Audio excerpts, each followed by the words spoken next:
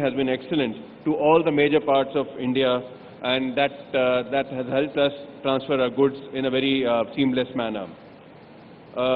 At this stage, I would like to congratulate the organizers for conducting such a wonderful event.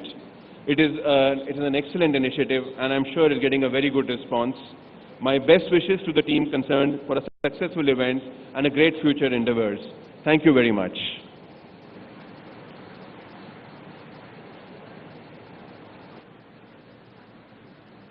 Dhanyavad Shri Bidani ji for sharing your insightful case study with us. The Andhra Pradesh state government is laying a particular emphasis on the electronic system design and manufacturing, the ESDM industry. The state is also hosting multiple large original equipment manufacturers, the OEMs, and the original design, ODMs, in the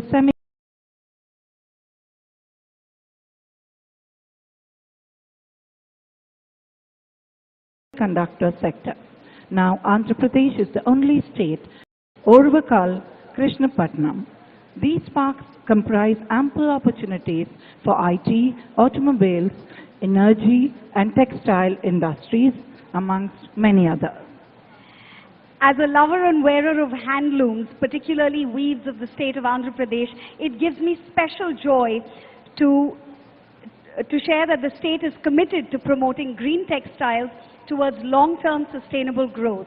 The state boasts 10 existing integrated textile parks and is developing a mega textile park on a 2,411-acre expanse of land. To provide us with his sage insights, we would like to invite on stage Director at Toray Industries, Mr. Masahiro Yamaguchi.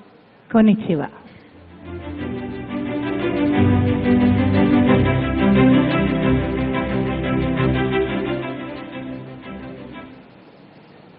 Namaste, konnichiwa.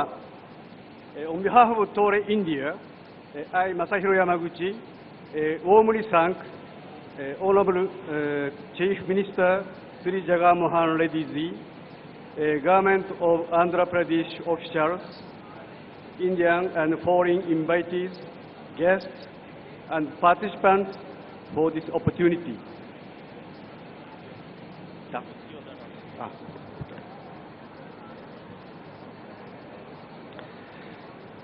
Ladies and gentlemen, I would like to introduce about Toray briefly. Toray was established in Japan 1926. A public listed company with annual revenue of 20.8 billion US dollars. It's 48,000 employees operating out of 29 countries. Research, develop, manufacture, and sell premier advanced raw materials and products in multiple countries and regions.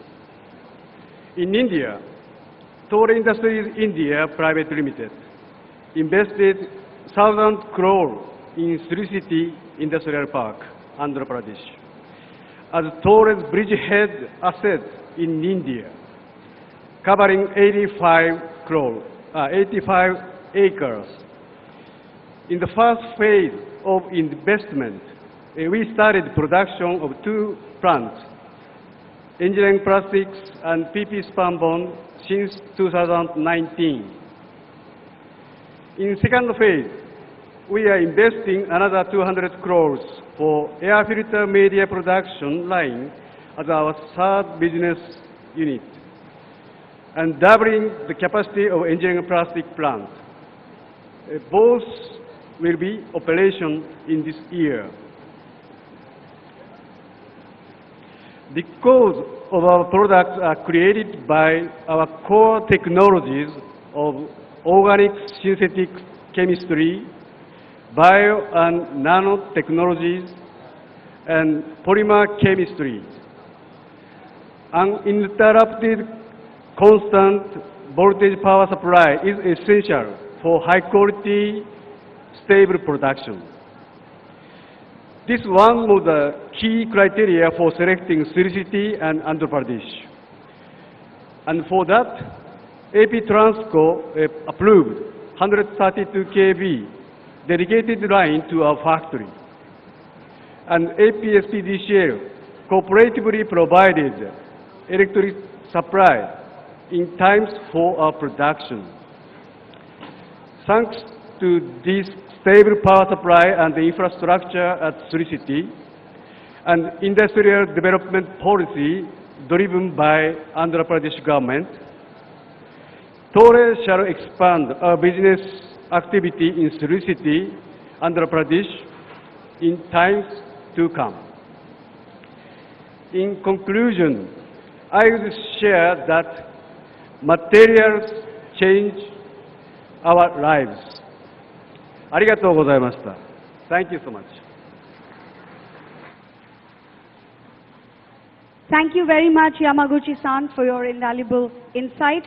Our next speaker on the automotive industry in Andhra Pradesh, I request the Chief Administrative Officer of Kia India, Mr. Kab Dong Lee, to address this gathering.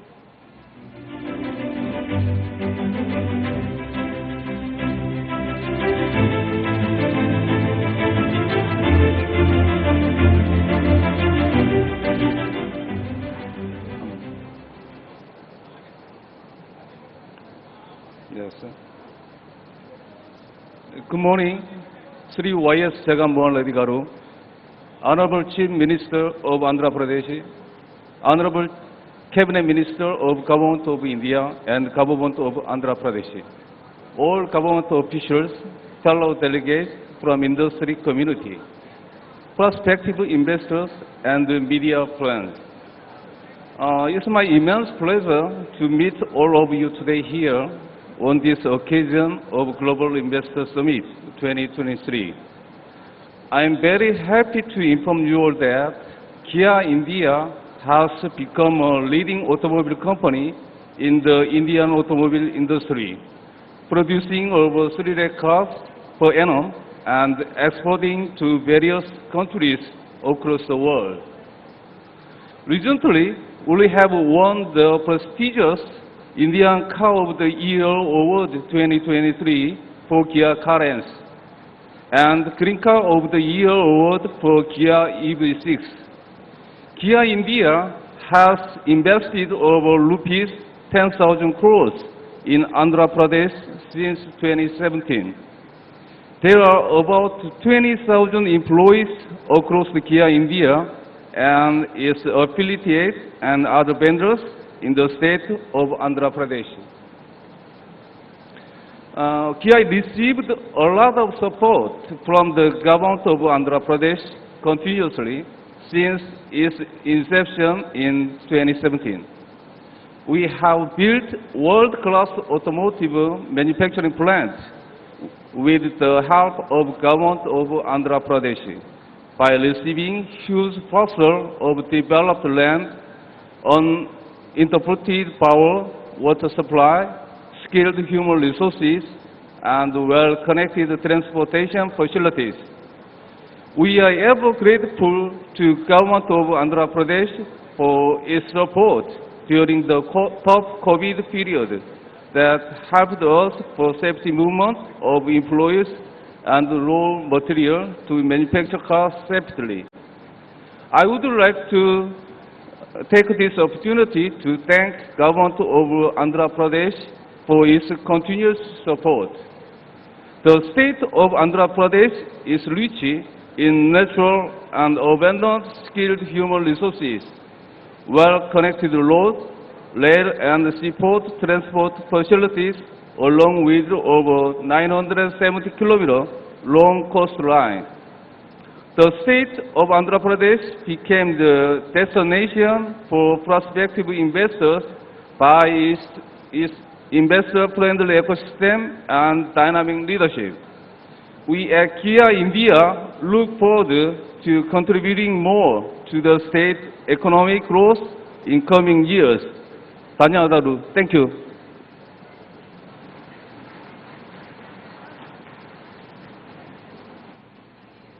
Thank you, sir, for your wonderful words.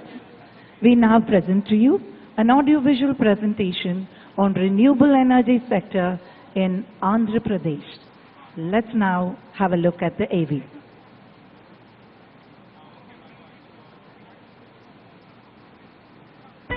Generating 9 gigawatts of renewable power.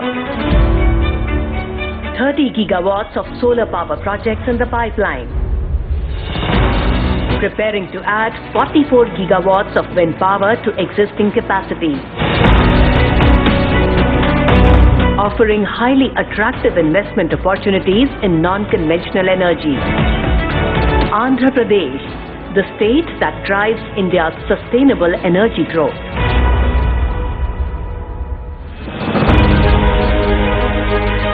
Andhra Pradesh emerges as India's powerhouse, underpinning the country's commitment at the United Nations Conference of Parties on Climate Change to install 500 gigawatts of non-fossil fuel energy capacity by 2030.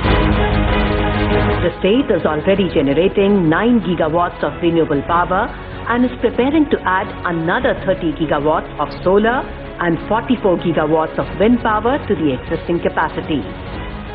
Andhra Pradesh's unique energy ecosystem has propelled India to the 3rd rank in Renewable Energy Country Attractive Index 2021. Andhra Pradesh is one particular state which is blessed for both solar as well as wind. The state is home to the first of its kind world's largest integrated energy storage project, with an investment of over $3 billion. To promote energy export, Andhra Pradesh has already set aside 80,000 acres of land for installing solar, wind and solar-wind hybrid projects. With abundant water and a vast coastline, Andhra Pradesh is best suited for producing green hydrogen. The state has been leading by example in energy storage and has identified 29 locations for pumped storage power projects with 34 gigawatt potential. Guided by the visionary leadership of its Chief Minister, Honorable Shri Jagan Mohan Reddy, the Andhra Pradesh Renewable Energy Export Policy aims to facilitate the setting up of renewable energy equipment manufacturing facilities. We have almost 33,000 megawatt of pump storage capacity also, wherein the sites have already been identified. The pump storage, which would actually be the green batteries, that would be the future where fossil fuels would be the day of the past. Andhra Pradesh, decarbonizing India's economy by ushering in the fossil fuel to clean energy transition.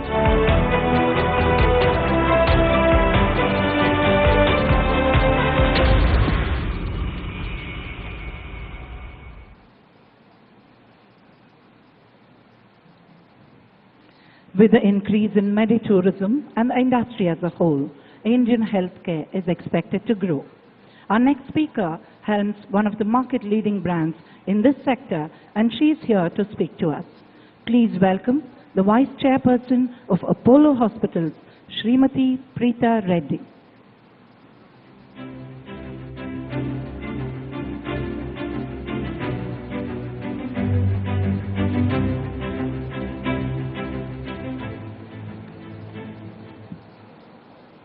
Honorable Chief Minister of Andhra Pradesh, the Honorable Ministers of the Andhra Pradesh Cabinet, senior bureaucrats and the Chief Secretary of the Andhra Pradesh Cabinet, captains and nation builders of our wonderful country, it's an honor to be here with all of you today.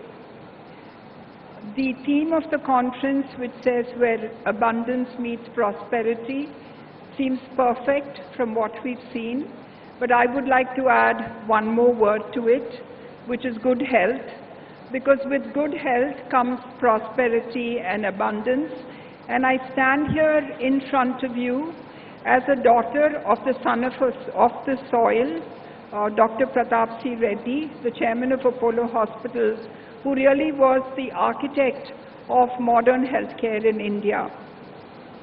This state has done a lot, especially for the downtrodden and for people seeking good health, starting from Arogya Shri, which was the brainchild of our Honorable Chief Minister's father, and now is a model not only in the other states of the country but throughout the globe.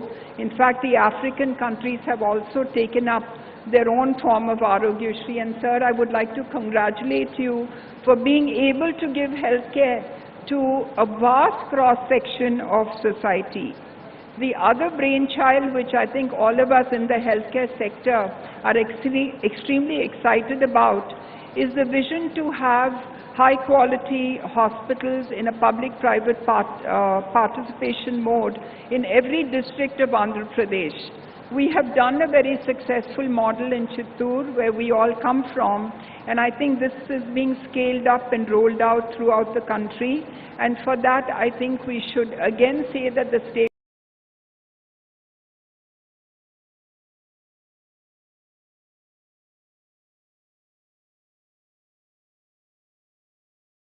of Andhra Pradesh has really put us on the nation's map.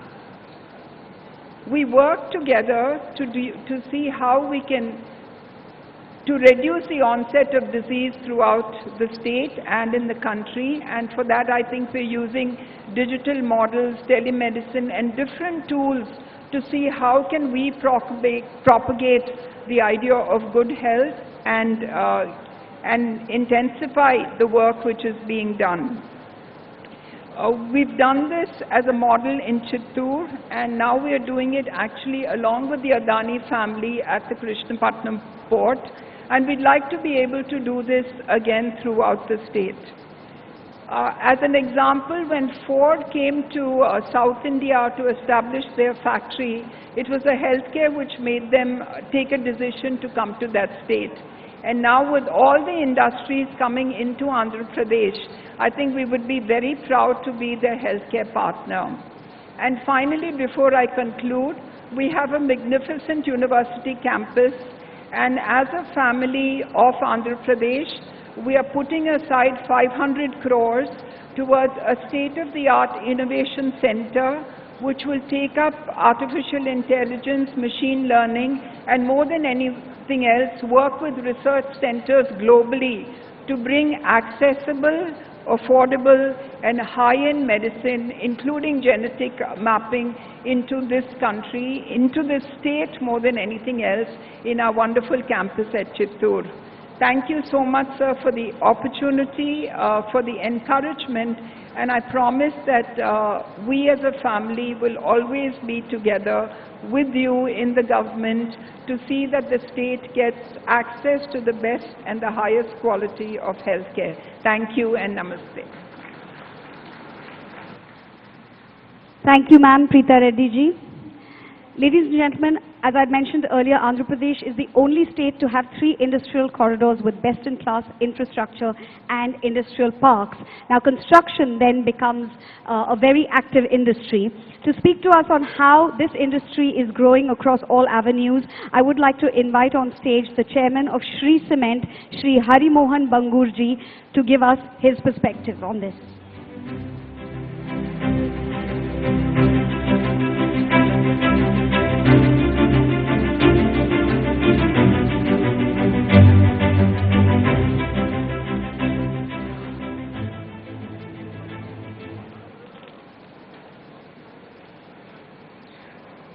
Honorable Chief Minister of Andhra Pradesh, Sri Jagan Mohan Reddy ji, officials of the Government of Andhra Pradesh, respected members of the media, my fellow delegates, ladies and gentlemen.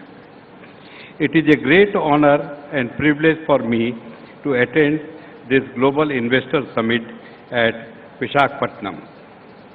Andhra Pradesh is the youngest state of India. Its growth rate was 11.4% in 21-22, and it has contributed 5% of the Indian GDP. Congratulations, sir. Excellent work is being done here in education, social engineering, and all the right steps to attract industry. My gratitude to Government of Andhra Pradesh for the unwavering support and commitment to promoting sustainable development of the state. With the excellent infrastructure of the state, skilled workforce and business-friendly policies under the dynamic leadership of our Honorable Chief Minister, Andhra Pradesh has become one of the most preferred destinations for the industry. Shree Cement is one of the largest cement manufacturers of the country with a capacity of around 50 million tons. Our focus is in improving our environmental performance and developing neighboring communities. We take pride in the fact that our continued focus is on creating plants and facilities that tirelessly work to deliver the highest scores of lowering carbon footprints. Very proud to say that Shree Cement has been continuously recognized as the best place to work. Our share of green power now stands at 55% of total power consumed. It is highest in the industry. Our CSR interventions are creating positive impact on neighboring communities in West Bengal. NGO run by Shree Cement has been awarded the best NGO by the state government. We are actively participating in the industrialization of Andhra Pradesh. A sum of rupees 3,000 crore has been committed for cement unit in Guntur. This will be the greenest cement plant of our country. We expect it to have the lowest carbon footprint per ton of cement produced. This plant, once commissioned, will have one of the highest percentage of green power as well as use of alternative fuel. Project work is progressing well. Furthermore, we are exploring to invest another rupees 5,000 crore in Andhra Pradesh. The new investment will have direct and indirect employment of 5,000 people while creating a pool of more than 1,000 crores contribution to the state exchequer annually. We are sure that with the recent trend, demand for all products in Andhra Pradesh will have higher growth rate than the rest of India. I am very confident that under the leadership of Honorable Chief Minister, we should be able to make bigger investment in the state.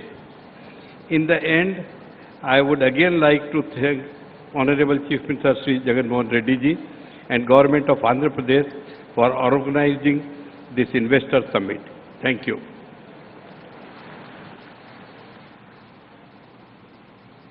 Dhanyavad, Shri Bangur. Andhra Pradesh has established itself as one of the most prominent connectors with major world markets. It's a testament to the state's dedication towards Make in India.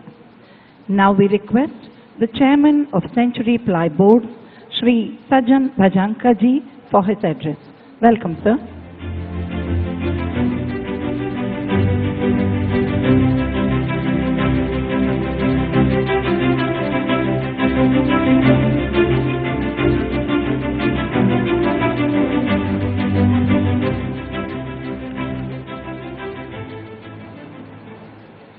Honorable CM Andhra Pradesh Sri Jagan Mohan Reddy ji,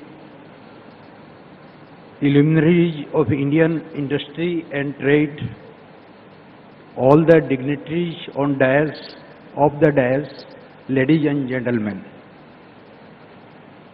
Our dream journey in Andhra Pradesh started around 14 months back when I met the Honorable Chief Minister Sri Jagan Mohan Reddy. We were little skeptical about our plant in Andhra Pradesh, but in that meeting, not only we decided to put our next MDF plant, 8th of Century Plywood, in MDF and plywood and other panels in Andhra, but in that meeting itself, location was decided, modus operandi was decided, the nodal officers were decided, and that was the day until today. We are running almost 1 year ahead of schedule, and instead of 2024, we shall commission our project exactly within 2 years of inauguration by Sri Jagan Mohan Reddy in December 21. So it was a very pleasant journey. I should say it was a dream journey. Usually we have faced a lot of problems when we go for putting up any plant anywhere. But in Andhra and particularly our place, I visited yesterday our plant site, and all the senior officers, even the politicians, the MLA, MLC, they all came there. We jointly inaugurated some CSR initiative, and they all assured full help. And they want to till today, we have not faced any problem. Usually, putting up an industry is like a hurdle race. So sometimes hurdles are defined, sometimes hurdles are not undefined, and you move ahead, and lot of self-help NGOs, vested interests, they will come, they will create problem for you. But we have not come across any such problem in Andhra, and not only going ahead with the MDF plant, we added 2 more plants to it. One is the HPL, what normally you say sun mica. So that plant also we initiated, and then another this thing PVC board. So instead of 1, now we are putting up 3 plants, and all would be completed before December. So Andhra Pradesh would be our first choice for our future expansions. I thank Mr. Kadaikal, Special Secretary Industries, Honorable CM Sir, entire district administration, and all the people for help. Thank you very much.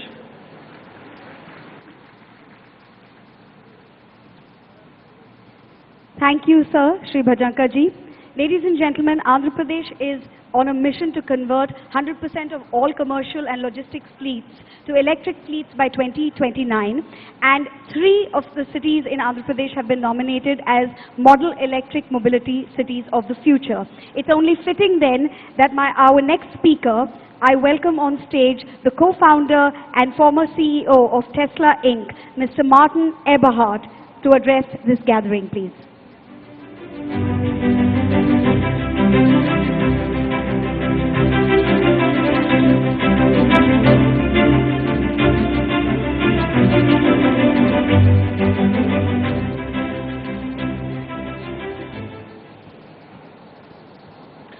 Good morning, honorable ministers, esteemed business leaders, and everyone in the audience.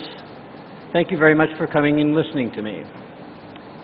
I've been especially interested to learn about the startup scene here in Andhra Pradesh, as well as the green energy production. And I'm excited to be here at the Andhra Pradesh Global Investors Summit. I've been a Silicon Valley entrepreneur since my very first job as an engineer in 1983. That was actually the only time I applied for a job. Thereafter, I either worked at a startup company that I founded or I was recruited. The most famous of these startups, as was mentioned, of course, is Tesla, where I was the founder and the original CEO. Today, I'd like to share a few lessons that I've learned over my years as an entrepreneur. Hopefully, you'll find some of these lessons to be relevant here in Andhra Pradesh, particularly to those of you involved in startup companies, either as entrepreneurs or as investors. My first startup company developed high-resolution graphics terminals, something that was technically interesting but not particularly relevant. My next startup company was the first company making e-books. This was also interesting but otherwise not relevant. It was my third startup company that started a revolution.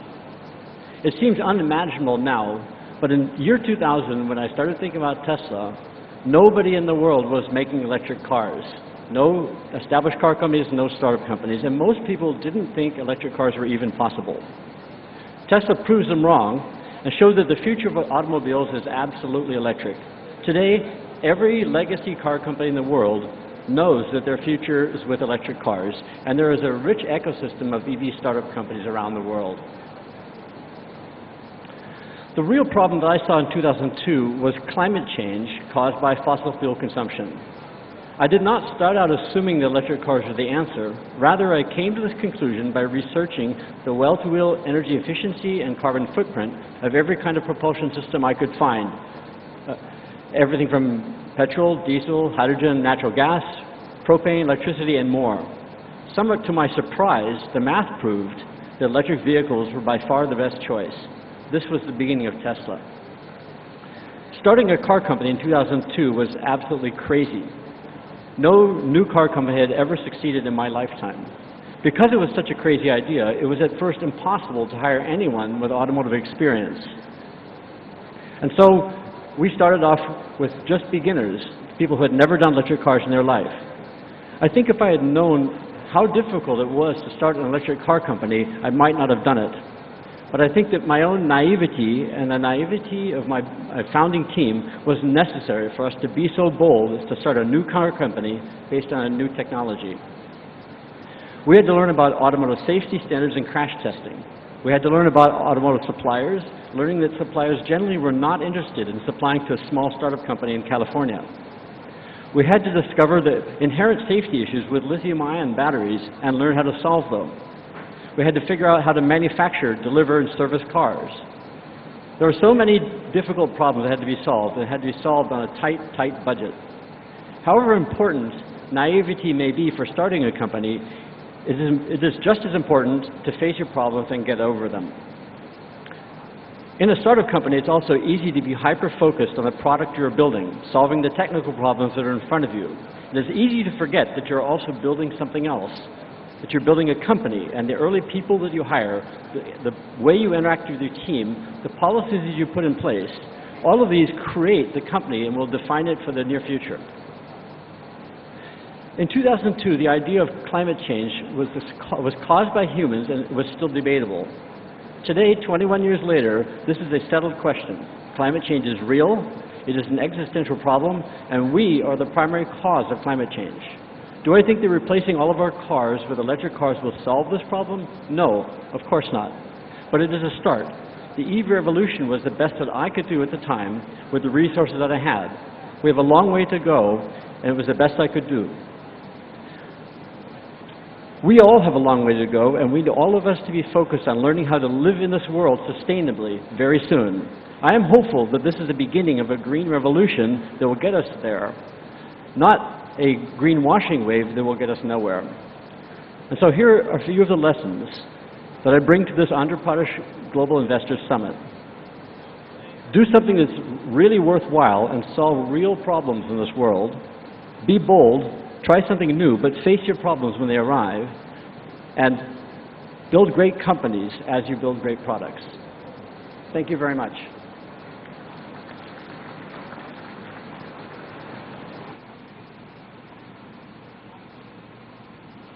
Thank you, Mr. Eberhard, for your wonderful words. Now it's an honor to welcome the Chairman of Jindal Steel and Power Limited, Shri Naveen Jindal ji, for his address. Welcome, sir.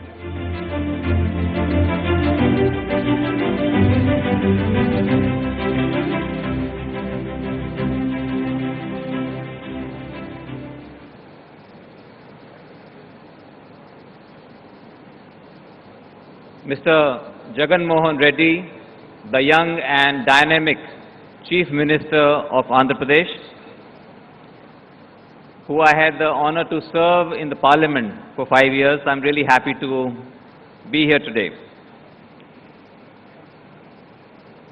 Mr. Krishna Reddy, Honorable Union Minister of Culture, Shri Gudivada Amarnath, Honorable Minister of Industries, Andhra Pradesh, Honorable Minister Shri Rajendra Nath Reddy, my friend, Honorable Member of Parliament, Mr. Bala Shauri, all the Honorable Ministers, Members of Parliament, MLAs, people's representatives,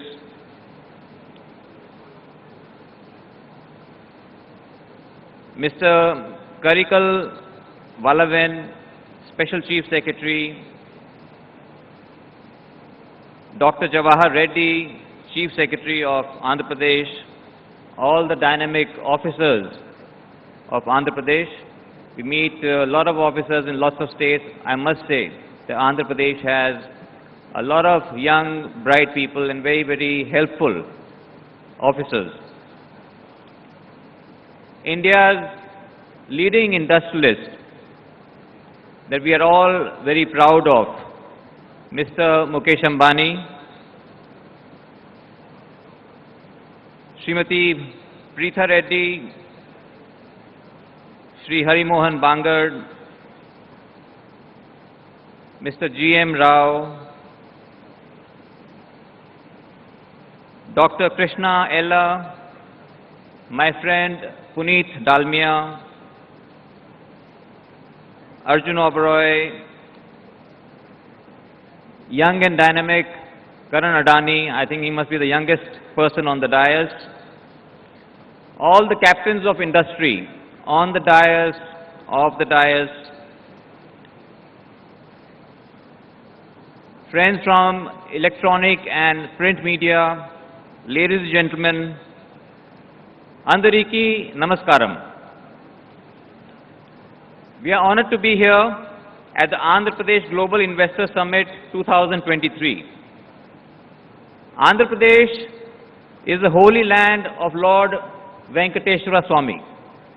I'm sure when we're holding this summit here, we will have Lord Venkateshwara's blessings to make this event a grand success. We are pleased to share our positive experience of working in Andhra Pradesh for last many years. We see it as a potential industry hub of the future. Andhra Pradesh is renowned for its excellent infrastructure, large manufacturing base, talented youth, and a very business-friendly environment. We, on behalf of Jindal Steel and Power, express our gratitude to the state government for its visionary leadership and progressive policies that have attracted a lot of investment.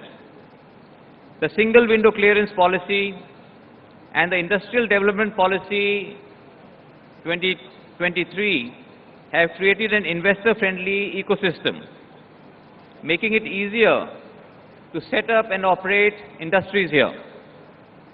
We are delighted to share that just recently we took over Simapuri Energy, which is a 600 megawatt power plant, and you'll be happy to know that we have already started one unit of 150 megawatt, another unit we are going to start this week, and then by April, the entire 600 megawatt would be commissioned and serving the country's need of energy. Further, to increase our investments in the state, we are working on setting up a 3 million ton steel plant near Krishnapatnam, and by investing more than 10,000 crores, and more than 10,000 people are going to be getting employment here directly and indirectly. And today we are also going to be signing a MOU to that effect. Friends, we are very fortunate that we have a very young and dynamic Chief Minister in Mr. Jagan Mohan Reddy. Andhra Pradesh is very strategically located. It has abundant natural resources, skilled workforce. All these factors make it a very attractive destination for investment.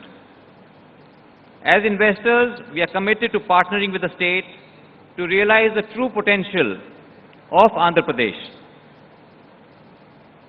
My elder brother, Mr. Sajan Jindal, chairman of JSW Group, he was supposed to come here today because JSW is investing in a very large way in the state of Andhra Pradesh. He was unfortunately not well, so he has entrusted me to come and speak on his behalf also.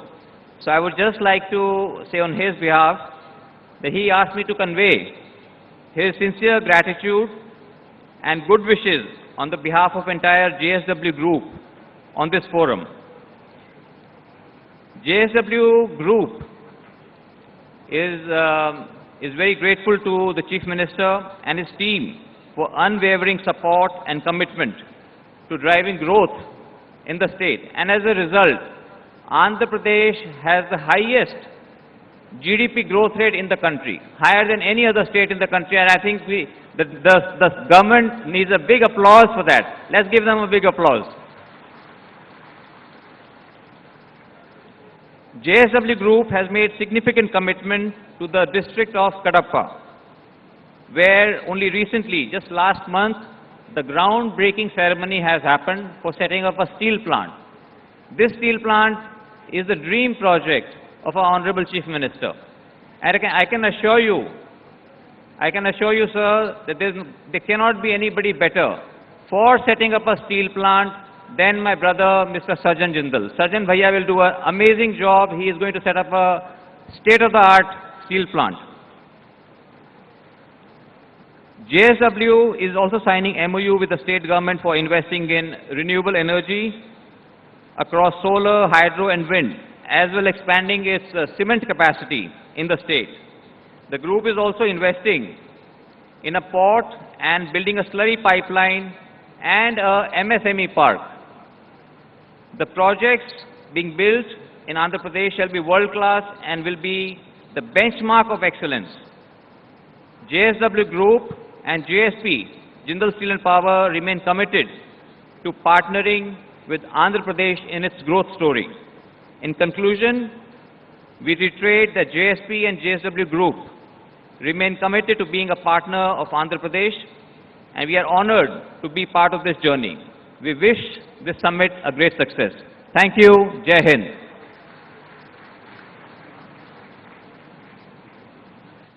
Dhanyavad Shri Jindal ji, especially for highlighting the huge employment opportunities that will be there in the state in future. We now present to you an audio-visual presentation on the industrial and logistics infrastructure sector. Watch it.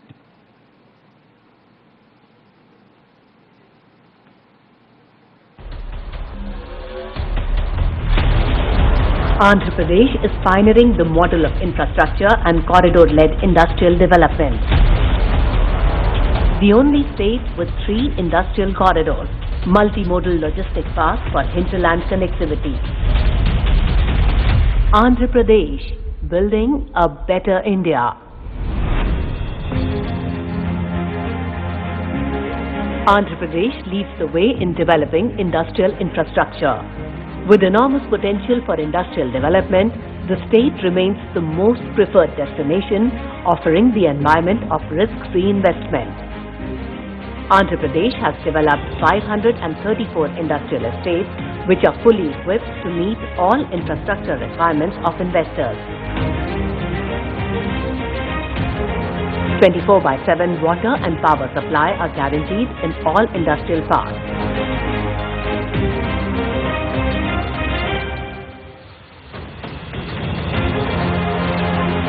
Andhra Pradesh is supported by robust industrial and logistics infrastructure with home to 3 industrial corridors: Visakhapatnam-Chennai Industrial Corridor, Chennai-Bangalore Industrial Corridor, and Hyderabad-Bangalore Industrial Corridor. The Tri-City Growth Corridors, covering Chennai-Tirupati-Nellore, figures in one of India's top 10 manufacturing destinations.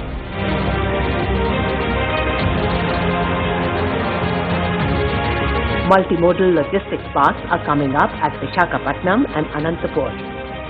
The state currently has 6 existing ports and 4 upcoming greenfield ports in Ramayapatnam, Machilipatnam, Bhavanapadu and Kakinada. The state consistently ranks in the top 3 in terms of cargo traffic handled at the port.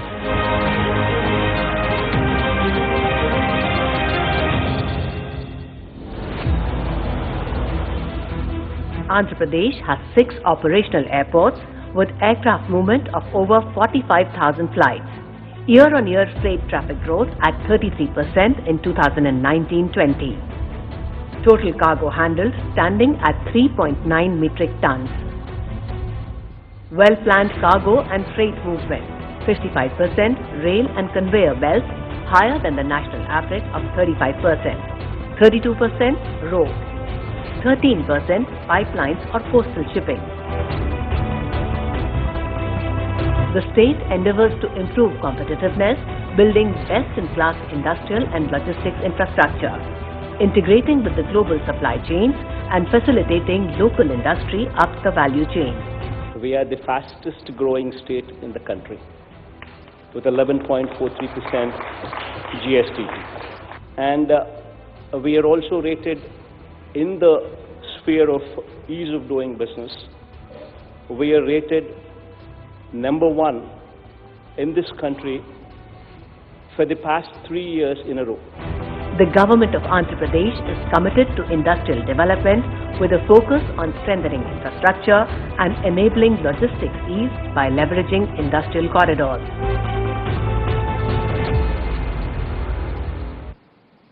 The fastest growing state in the country, 3 industrial corridors running through the state lines, and a gorgeous 974-kilometer coastline. If that isn't an advantage, what is?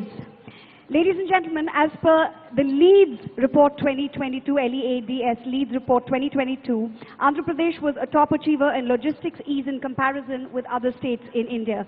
To elaborate further on this, I would like to invite the chairman of GMR Group, Shri G.M. Rao Garu, to give his address to this audience. Please.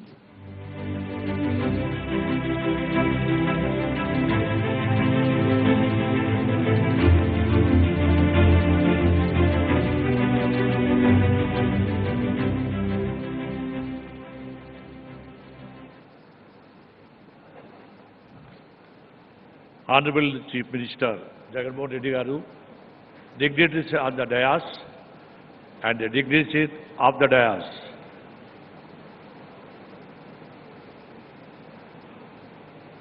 I heartily welcome all of you to my home state. It is a really pleasure for me to participate in today's the Global Investor Summit. I came from a nearby village and started as a trader and established several industries and grown up in this state. Being a son of the soil, I feel privileged to be here today among such an august gathering. I strongly recommend the investors from foreign source as well as from India to come and invest here. Any investor or a business look for the 5 things to invest. One is a strong visionary leadership. Second is conducive ecosystem of doing business. Third is infrastructure. The fourth is availability of resources like power, land and water. And the fifth is human resources. When it comes to the strong visionary leadership, I must say that these are the best times because both the center and state, we got a real transformation leaders.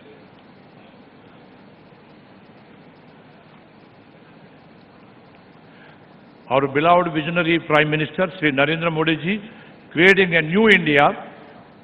In the last 9 years, he has fundamentally transformed our country on the path of become superpower.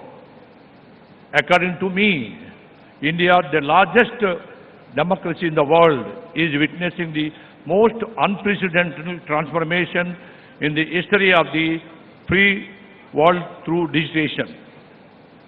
One can pick up any data, statistics, whether it is FDI, number of startups, unicorns, number of internet users, number of working hands, almost all the investment and the producer statistics, India will be top the ranks. And the beauty is that it is an inclusive growth. The current growth is not limited to few big city metros, but it is encompassed for tied to 3 cities, villages and rural areas, all of our country as well. Similarly, Andhra Pradesh state, under the visionary leadership of our Chief Minister, Sri Jagannath Reddy Garu, is being transformed as the most progressive and forward-looking state in our country. The testimony of which are the facts that the state is ranked #1 among all states in the country. And also, now we are witnessing the double-digit growth consistently. Talking about the infrastructure and resources, we have all seen the videos and presentation as how the state has surplus power, water supply, land and skilled resources, and one of the great initiatives taken by the government is integrated approach to connecting and logistics, and in the help of 6 drives, namely ports, roads, airports, waterways, railways and dedicated corridors for the logistics. My dear friends,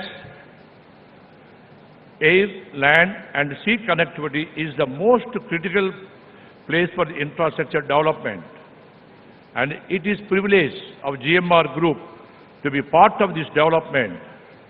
We feel privileged to be developing the Greenfield Airport, Bhogapuram International Airport, that is at Visakhapatnam, in my home state.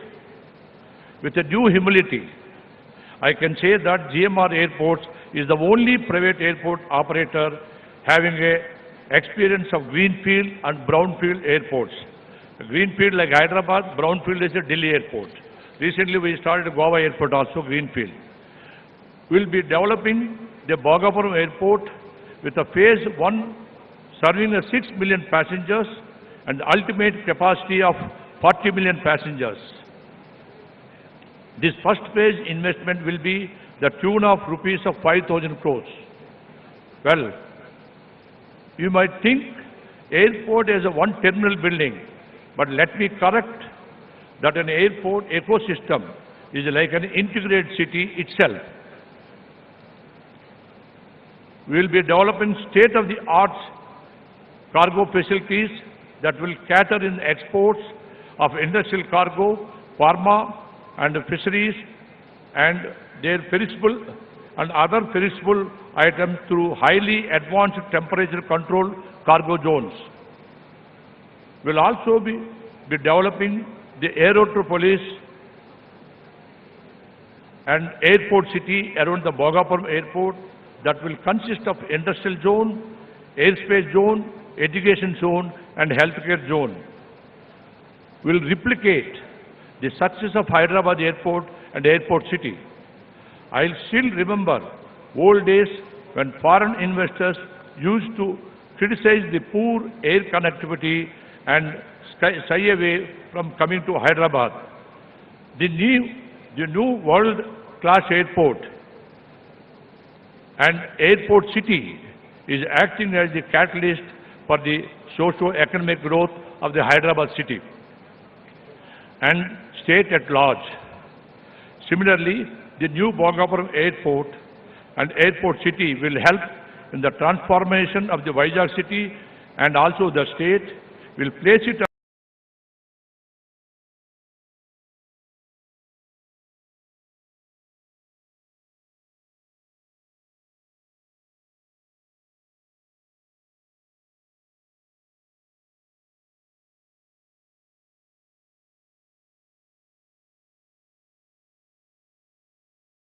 the global map as the most preferred investment destination. It is globally proven that aviation has a huge multiple impact on the socio-economic development of the region. According to study of NCR, they did it in 2017, Delhi airport is contributing about 18% towards the Delhi state GDP. The Bhogapuram airport development is estimated to create around 1 lakh direct and indirect jobs. It will contribute significantly towards the state GDP. Dear friends, my foundation was laid in this state which has taken me a global platform. Today, GMR Airports is the second largest private airport developer in the world because of this foundation. I personally vote of my home state. Please come and invest, make the state your preferred state for business. Thank you very much.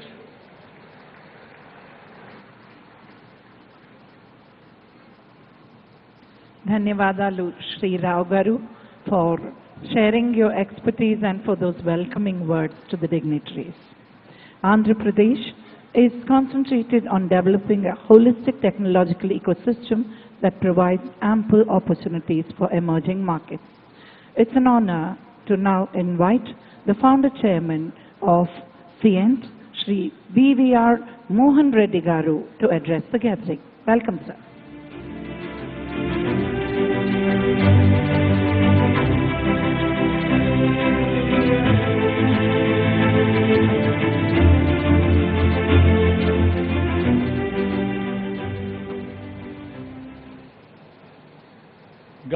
గౌరవనీయులైన ముఖ్యమంత్రి గారు శ్రీ జగన్మోహన్ రెడ్డి గారు, మన రాష్ట్రానికి చెందిన చాలామంది మినిస్టర్లు ఉన్నారు, మెంబర్స్ ఆఫ్ పార్లమెంట్లు ఉన్నారు, ఎమ్మెల్యేస్ ఉన్నారు. వాళ్ళతో పాటు నా ఇండస్ట్రీ కొలీగ్స్ కూడా చాలామంది ఉన్నారు. వాళ్ళందరికీ ఈ సభాముఖంగా వాళ్ళని ఆహ్వానం పలుకుతున్నాను. I am a born Andhra. I am a first generation Andhra entrepreneur, and I of course have the distinction of starting up a R&D facility for technology services way back in 2007 in Kakinada. That's about 17 years now. Thereafter, in 2010, under the leadership of late Sri Y.S. Rajashekar Reddy Garu, I started my second development center in the city of Vizag. We have about 1,200, 1,300 high-paid engineers who work for us between the two centers. And we do some of the very marquee work for customers all around the world. The best of oil and gas companies, the utilities, telecom, and in the recent past, we actually do work in maintenance, repair, overhaul of aircraft engines for the aerospace industry. We've had extremely positive growth, positive feelings about how we set it up. One could always ask me this question, why did it not grow as well as the other places? There are always the challenges of the tier 2 towns in Kakinada, and we certainly believe that the growth will come back. Today, to the august audience and to the Honorable Chief Minister, I'd like to assure him that we will grow our business in Vizag especially. We want to consolidate our business in Vizag, and it will be a double-digit growth moving forward in terms of adding high-paid technology jobs. By now, you could recognize the key thing that is important for us to build our businesses is A, people, B, infrastructure. So infrastructure we have done reasonably well, but I think the key challenge will be in terms of people. There's no denying at all that if you look at a substantial part of people who work in Hyderabad right now in the IT corridors come from this province of Andhra Pradesh. A substantial part of NRI population in the Bay Area came from Andhra. But I think there's a lot more to be done. Honorable Chief Minister Garu, Y.S. Jagannath Reddy Garu, has done amazing work. To me, actually, I've said this in the past too, I'm really astonished about the amount of focus that he has on education. Look at number of schemes that are there in Andhra Pradesh right now. Manabadi, Jagananna Vasati Divana, Jagananna Ammavadi, Jagananna Vidya Kanuka, Jagananna Vidya Divana, tabs for free of cost to about 5,18,000 children, and finally there is Jagananna's Videshi Vidya Divana. In terms of even budget that we spend on education, it's one of the best in the country at 1.12 lakh crores. So there is a very positive momentum, because I've said this too, spending money on education is a long-term benefit, so not many people are very keen about it, but I should submit that Sri Jagan Mohan Reddy Garu had the vision in making sure that we have a fairly large spend on education. So what is next? What do we do more? Two submissions I have for the Honorable Chief Minister and the august audience today.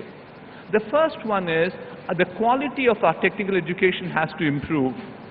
That's become one of the key challenges for us. The key challenge is because the world is moving in terms of technology. I keep saying we haven't seen this particular rapid change in technology any time in our lifetime. So we see there's a fairly large technology obsolescence that happens. So unless we rejig our education system at the higher education too, the various schemes that Jagan Mohan Reddy Garu has put will bring the pipeline to us. But pipeline will take time. We need interventions at the higher education now. That's my first submission to him. We need to definitely make those interventions to ensure that Andhra becomes the knowledge capital of the world. My second submission is there is enormous amount of need for job creation. The job creation can be done only through one thing called entrepreneurship. There's evidence all around the world that 60% of new jobs that get created in any country, west or east, get created only by entrepreneurs. So therefore, I think we need to give a little more spurt in making sure we have innovation, incubation, entrepreneurship in the state of Andhra. And I think there are a few moves that are being done, but my submission to Honorable Chief Minister is these two things, higher education and entrepreneurship, are the ones which will take the state to much, much higher levels. With this, let me conclude by wishing all the very best to Honorable Chief Minister Garu and wish the state of Andhra Pradesh prosperity. Thank you.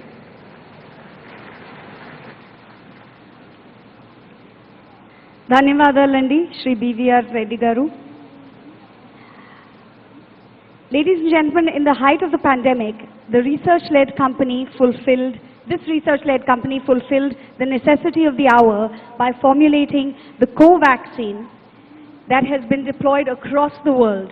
Now, to tell us more about this marvelous feat, how it was achieved, and the impact of innovation in life sciences, we would like to invite the Executive Chairman of Bharat Biotech International, Dr. Krishna M. Ellagaru. Honorable Chief Minister and Honorable Ministers who are finance, industry, and all the cabinet ministers and Chief Secretary and all the chieftains of the captains of the industry. Thank you. I think the Chief Minister put the 5 minutes timing here. So now we have to follow the timings. And I think it's one of the best things I've seen. I think, I was born in Tamil Nadu, studied in Bangalore, settled in US, came back in Hyderabad. And I was instrumental in creating a Genome Valley. And the policy, what can be created. Today, we are one of the vaccine hub of Telangana, the country itself. But we have not done anything to Andhra Pradesh, but certainly we look forward to do something in the veterinary vaccine, animal husbandry, and aquaculture. Because now the future is going to be the seafood industry, which are going to be vaccinated, not even chemicals are used. I'll tell you one thing, when Chief Minister program was AP, stands for Abundance and Prosperity. The abundance and prosperity means many people would not have noticed, but it's an appropriate word, abundance and prosperity. The abundance comes from the resources, one, but the second one important, human resources. And the human resource, and Telugu people are the highest export of the human resource to the global. Today, any country is surviving only because of foreign exchange coming from the non-resident Indians sending to India. When you look at Rayalaseema, highest number of people in the Middle East, they are sending their money. And that is why even foreign institutional investor doesn't put money. We are still surviving as a country because of the human resource export and coming back. And I really request the Andhra Pradesh government to focus on one thing, on skill development. And it's wonderful to have an opportunity to create a skilled university, not skill development institute everywhere, excellence in every district. You dilute the effect. But if you have one university, no country, no state has done it so far. And you should lead that as a skill university in the country, number one. Number two, pharma. Is no point, already pharma, Vizag and Nellore, all those places already leading in the pharma of Andhra Pradesh. But again, competing with other states is not worth it, but we focus on intermediates. Because now the Indian government was desperately looking for intermediates to be manufactured in India, less dependence on China. So that means intermediate park, nobody has set up in the country. So we can be unique as Andhra Pradesh, that position on that intermediates. Third important aspect, toy industry in Vijayawada is one of the important industry. Many countries like US and Europe are looking for environmental friendly toys, which are lead-free, chemicals and all that. And you have a good skill set in Vijayawada and other area that can be a toy park. With little bit mechanization, little bit environmental friendly chemicals using, and I think you can globally compete the toy industry, which again nobody thought about it as a country itself. And it is the highest export of the toy industry. Chinese, one of the major industry of export, China was toy, but nobody want to buy China toy because of the chemicals that is coming in. One can focus. Fourth important, food and agriculture biotechnology. And I think that's a unique proportion Andhra Pradesh can offer over other countries, other states. Why? I'll tell you a very good example. In Kadapa, we go Musambi juice, and nobody has made a Tetra Pak. But where we drink orange juice, usually the orange juice what we drink, it comes from Brazil and Chinese concentrate. And we drink orange juice because Americans are drinking orange juice, so we are also drinking orange juice. But we have not made Musambi juice, right? One simple concept to make a Tetra Pak right in Kadapa or Anantapur district. So we are simple. I always think one thing, innovation comes with simple ideas, not because of complicated thinking. And the simple example, another one, sesame oil. That means Nugul Nuna. Nugul Nuni grandmother calls Manchanuna. In Tamil called Nallanna. Even now, we don't know science of that. Why my grandmother said it's a good oil, even now we don't know science. It's unfortunate. We as a country, we know everything resources, but we don't realize the value of that innovation, simple ideas of that. And even all South Indian pickles made with ginger oil, and North Indian pickles are made mustard oil. And mustard oil is nothing but Canadian oil, canola. Whatever a Canadian grows, canola, 36% of Canadian export is only canola. That canola seed came from mustard seed from India. And they don't want to call mustard oil. They want to call Canadian, vola means oil, Canadian oil. And today is a $64 billion product as canola, which is nothing but mustard oil. So we have all the resources. One can make it as innovative can. And I think with these four concepts we built in, Andhra Pradesh will lead the country. Thank you very much for giving opportunity.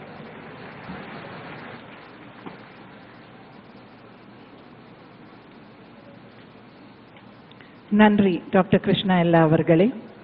Thank you for your tireless efforts to safeguard all our well-being and for coaxing. Now, for a perspective on cooperative good governance, it's an honor to welcome Managing Director, Dalmia Bharat Group, Shri Puneet Dalmia ji. Welcome, sir.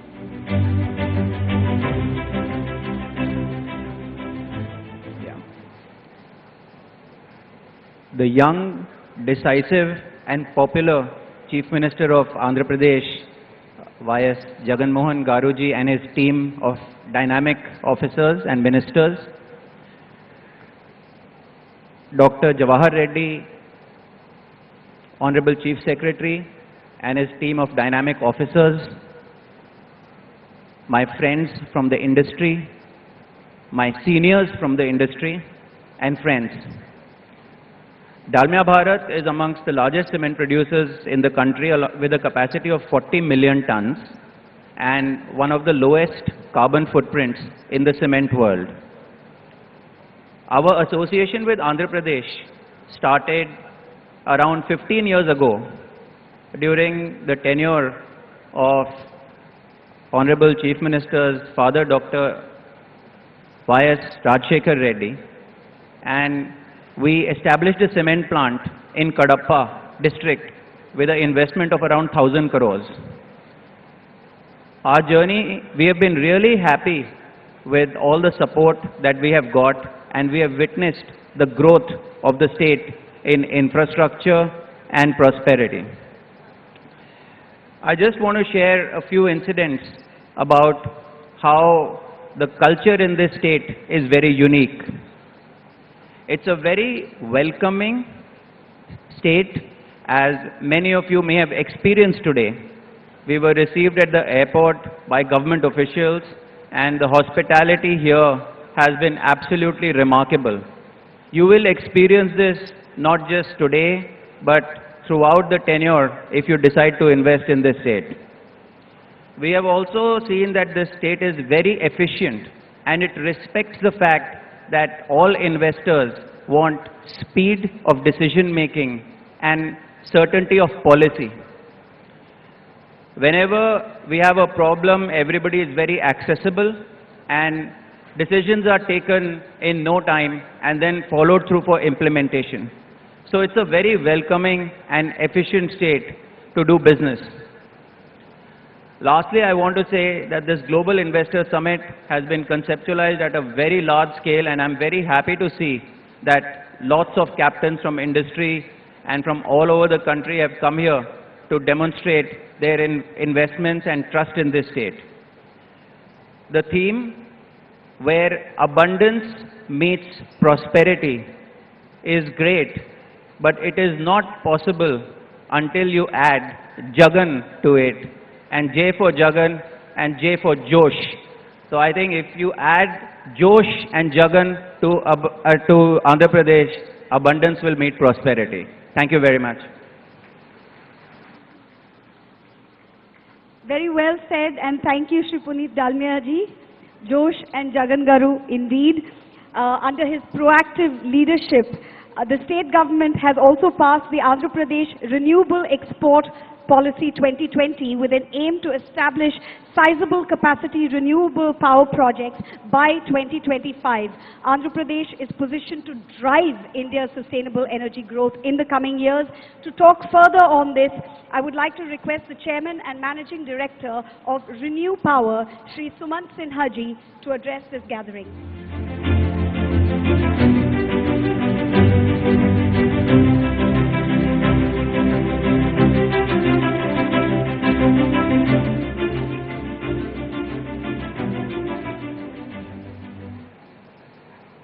Shri Y.S. Jagan Mohan Reddy Garu, Honorable Chief Minister of Andhra Pradesh, other dignitaries and industry captains on the dais, ladies and gentlemen from the media, Namaskaram, Bagunara. It is an honor to be at the AP Government Global Investor Summit. Thank you, Chief Minister, sir, for arranging this phenomenal gathering of industry captains as well as all the people from Andhra Pradesh. Renew is an 11-year-old company, but we have come a long way in such a short time due to the ecosystem and the policy framework of the central government led by Honorable Prime Minister Shri Narendra Modi ji and the state government under the able leadership of Honorable Chief Minister Jagan Mohan Reddy Garu ji. Once a policy framework is in place, every industry needs the support of the state governments where projects are being set up.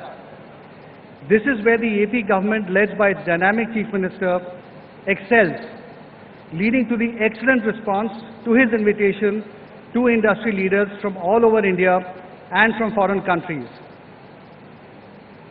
As a company, we are already present in Andhra Pradesh in a fairly big way, with more than 700 megawatts of wind and 60 megawatts of solar projects already running in the state.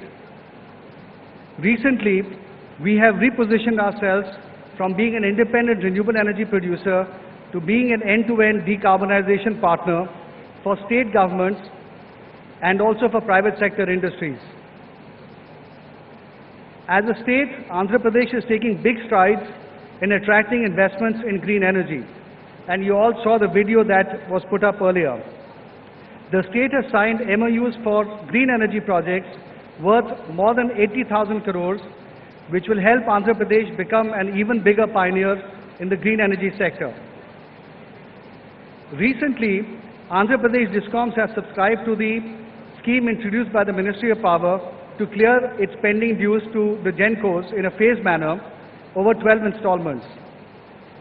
With this positive step taken by the government and changes in approach of the DISCOMs in providing faster open access approvals, revival of interest of the industry has been observed and capacity addition has been boosted under open access in the state.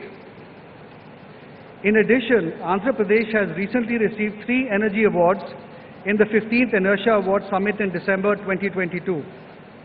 The state was selected as the best state in the country in respect of energy infrastructure and development, and AP Transco as the best transmission utility in the country.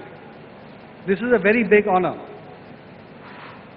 The New and Renewable Energy Development Corporation of Andhra Pradesh, NREDCAP, stood as the best renewable energy corporation in the country. The positive measures taken by the state government under the leadership of Honorable Chief Minister encourages us and the rest of the industry to further expand our investments and operations in the state. As far as renewable energy is concerned, there are 3 specific unique factors in the state. Number 1, it is one of the very, very few states in the country that has good both wind and solar resource. This is very unique in the country. The second, as we have all heard, the state has been granted number 1 rank in the ease of doing business for 3 years in a row. This is really, really a stellar achievement.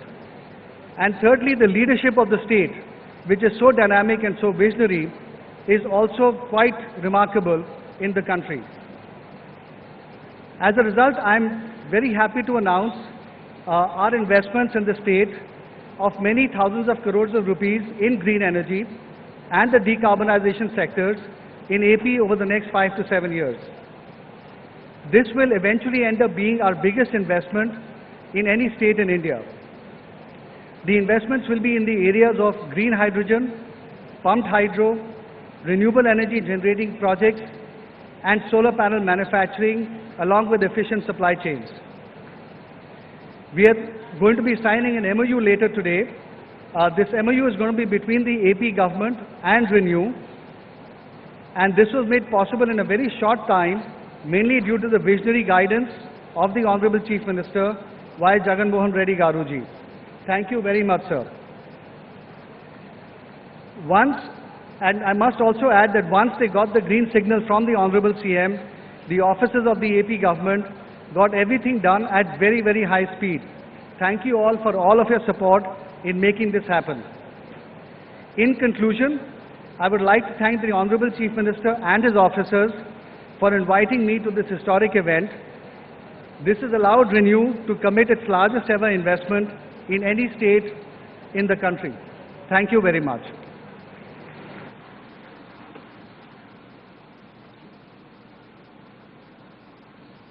Dhanyavad Shri Suman Sinha ji. We now present to you an audiovisual presentation on the automotive and electric mobility sector. Can we have the AV?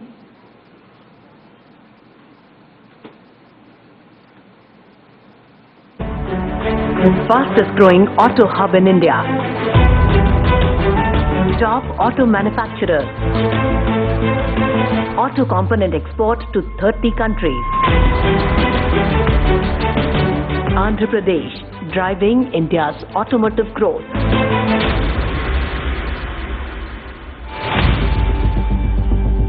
Andhra Pradesh has the privilege of being home to 2 of India's largest auto investments in recent times.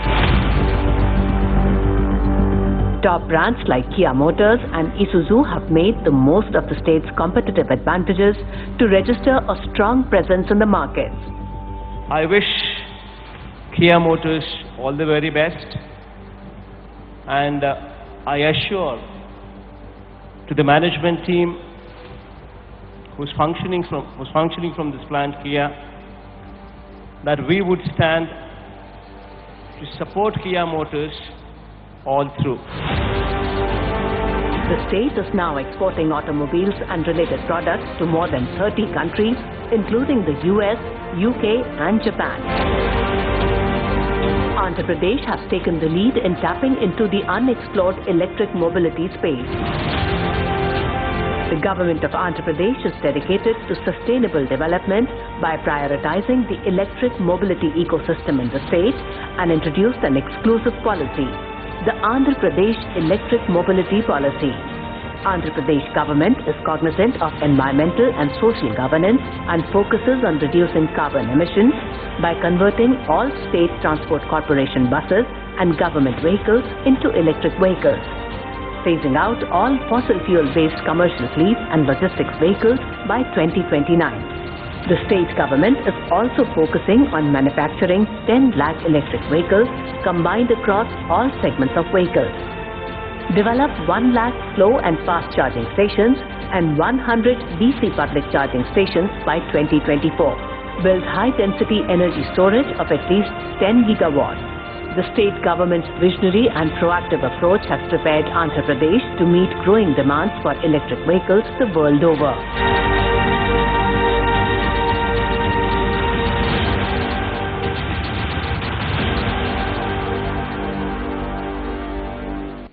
Hope you enjoyed that. Focusing on e-based development of experiences for the tourists in rural tourism, heritage tourism, ecotourism, etc., the state is taking measures to harness tourism to its full potential. To hear more about the same, we are honored to invite the Executive Chairman of the Oberoi Group, Sri Arjun Oberoi ji, to address the gathering. Welcome, sir.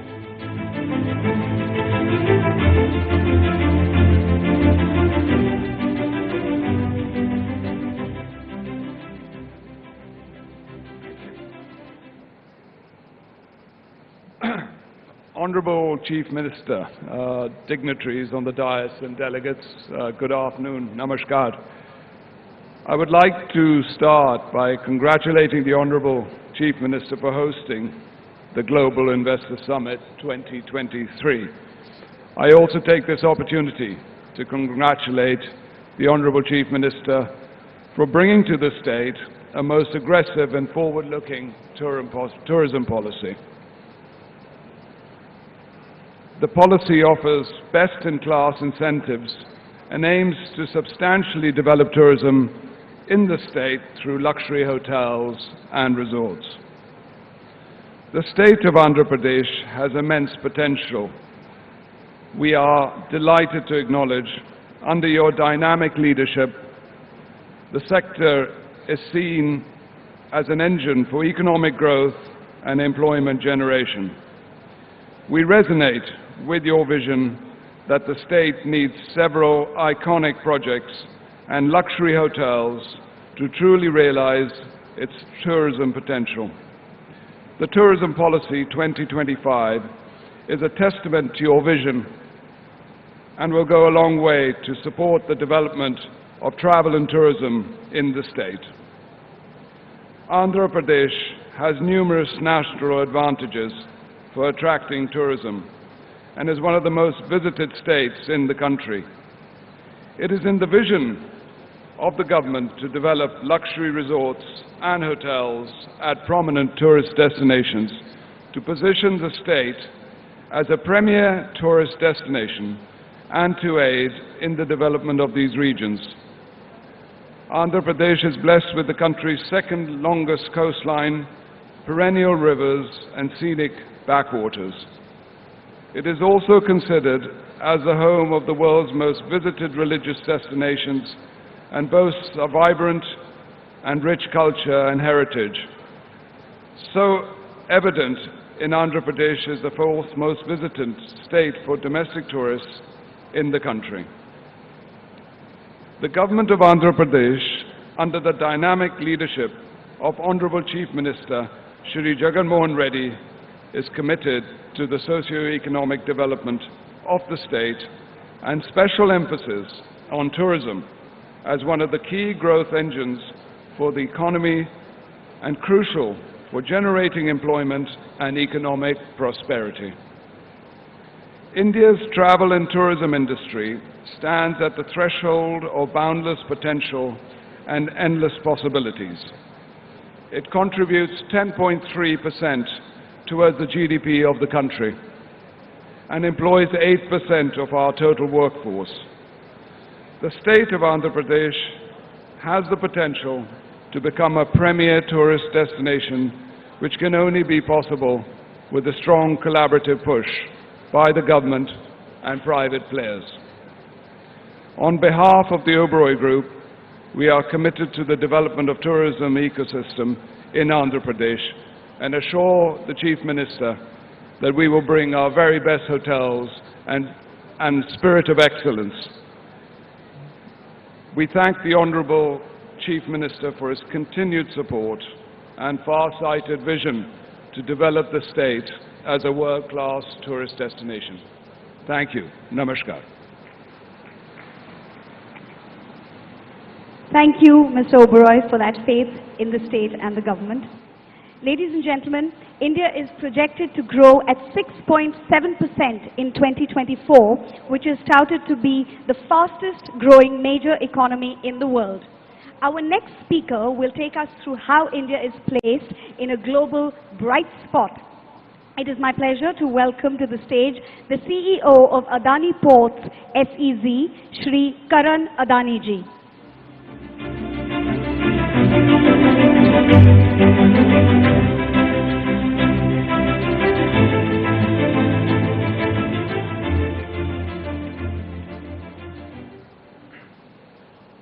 Honorable Chief Minister of Andhra Pradesh, Shri Jagan Mohan Reddy ji, senior leaders of the government and distinguished administrators, captains of the industry, esteemed dignitaries, and my dear friends.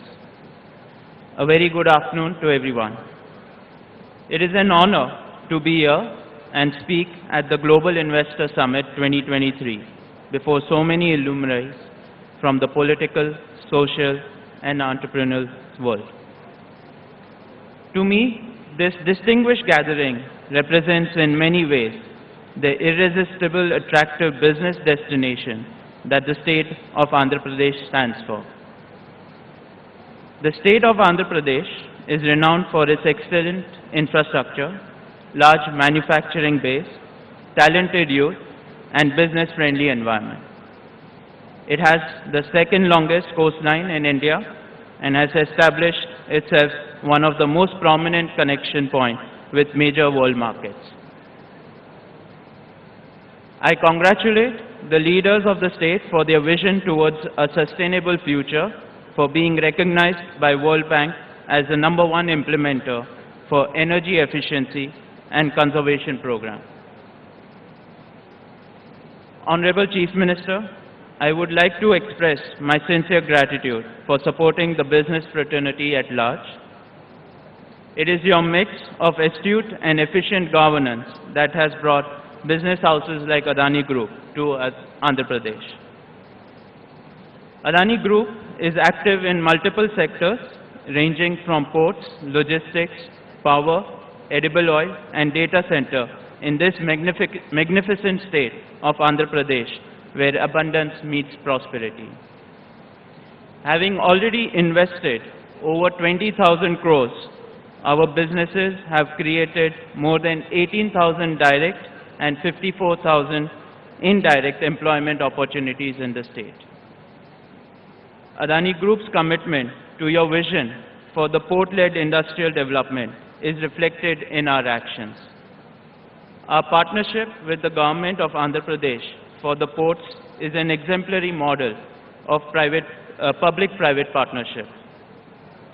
Currently, Adani Group operates 2 large private ports in the state of Andhra Pradesh, that is Krishnapatnam and Gangavaram Port, with a total capacity of 100 million metric ton per annum. In the next 5 years, we aim to add another 100 million metric ton of capacity and also transform these ports into industrial port cities. In the economic domain, your vision has laid the foundation to turn Andhra Pradesh as the most sustainable state in India. On these lines, pursuant to the MOU signed with Government of Andhra Pradesh, we are committed to developing 15,000 megawatts of renewable power projects over the next few years across 5 districts, that is Anantapur, Kadapa, Kurnool, Visakhapatnam and Vijayanagaram. Ambuja and ACC Cement, the cement arm of the Adani Group. As part of our expansion plans, in the coming years, we will be setting up 2 plants in Kadapa and Nadikudi with a total capacity of 10 million tons per annum. We are also working on developing 400 megawatts of data center in the city of Visakhapatnam. These projects will not only bring further investment, but will also create employment opportunities and also demonstrate our commitment to the sustainable growth of state of Andhra Pradesh.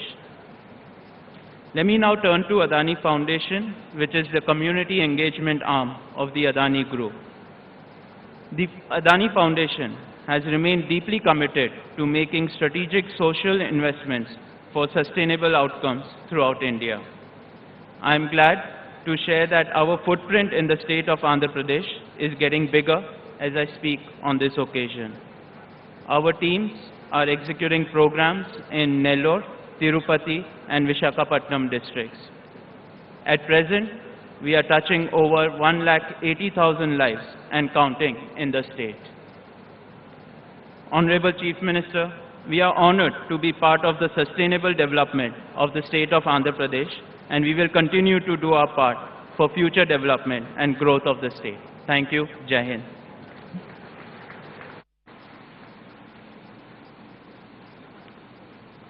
Dhanyavad, Shri Adani ji, for your insightful words. India's per capita income has gone up 6 times in the past 75 years since independence. With a vision to leverage the benefit of a digital revolution and digitalize every nook and corner of the country, our Honorable Prime Minister Shri Narendra Modi ji has set sights on India being a fully developed country by 2047, which is when we will be celebrating 100 years of freedom.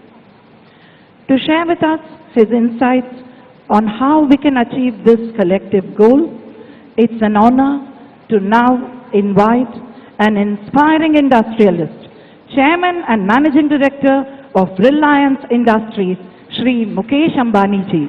Welcome, sir. Respected Chief Minister Shri Jagan Mohan Reddy Garu,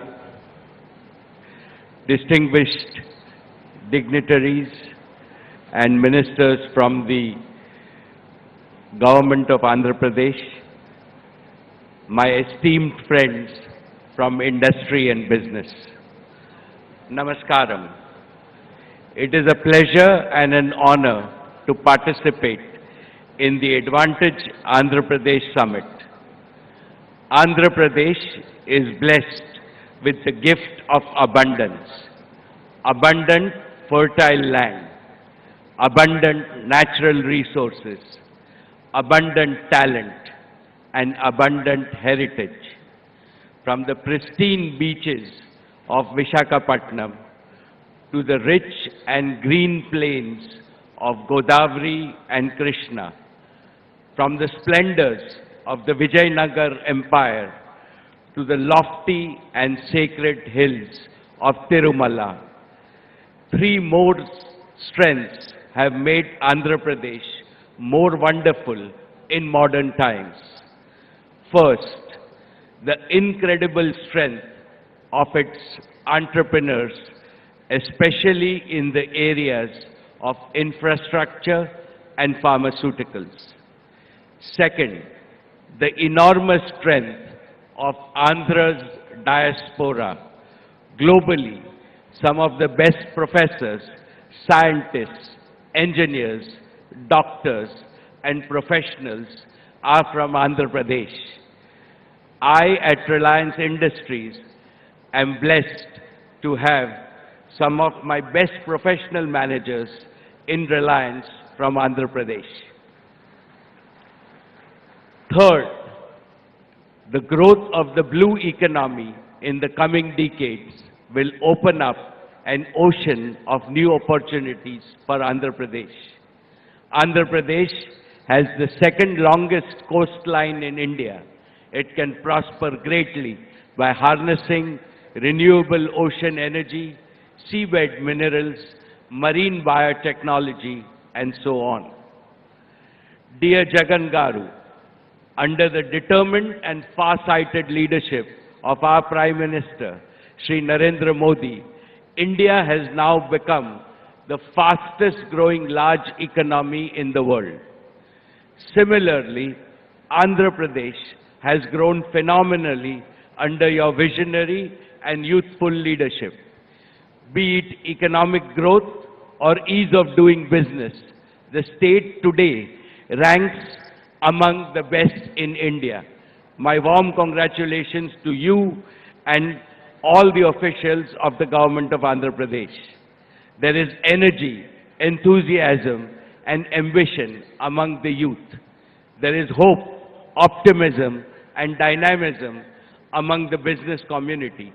And there is an all-pervasive confidence that Andhra will emerge as a leading player in New India's growth story. Friends, Reliance has been among the first corporates to believe in the stupendous economic potential of Andhra Pradesh. It is here that our oil and gas exploration team found gas in 2002. We have invested over 150,000 crores in our KGD6 assets, developing and supporting gas pipeline. Today, the natural gas produced by Reliance at KGD6 basin is fueling India's clean energy transition and will contribute to nearly 30% of India's gas production. This is just an example of how important Andhra is to the India story and how deeply Reliance is invested in the Andhra story. Friends, now let me talk about Jio. We are creating the largest and the best digital network footprint in the state by investing over 40,000 crores. Our 4G network covers 98% of Andhra Pradesh's population, including those living in the remotest corners of the state. The rollout of Jio's true 5G will be completed before the end of 2023 throughout India, including your state of Andhra Pradesh. Jio's true 5G will trigger a new wave of digital revolution in Andhra Pradesh, benefiting every sector of the economy. This will also create large-scale business and employment opportunities for the people of Andhra Pradesh. Reliance Retail has catalyzed a retail revolution in Andhra Pradesh. It has partnered with more than 1.2 lakh Kirana merchants across 6,000 villages of Andhra Pradesh, equipping them with tools needed to thrive and succeed in the digital age. Through its presence, Reliance Retail has created over 20,000 direct jobs and a large number of indirect jobs in Andhra Pradesh. But the best is yet to come. Reliance Retail will source significantly more agri and agro-based products and manufactured goods from Andhra Pradesh for sale all over India. Apart from increasing the income of farmers, artisans, and others, this will directly create over 50,000 livelihood opportunities in the state. The Reliance Foundation is working with great passion and vigor in the areas of education, healthcare, and rural transformation. As Reliance grows its presence in Andhra Pradesh, so will Reliance Foundation effort to support the developmental needs of rural communities in the state. Friends, I would like to assure you that Reliance will continue to be an unflinching partner to the people and the government of Andhra Pradesh in your states all around accelerated progress. This morning, I am happy to announce that we will continue our investments and we will invest in 10 gigawatts of renewable solar energy in the state of Andhra Pradesh.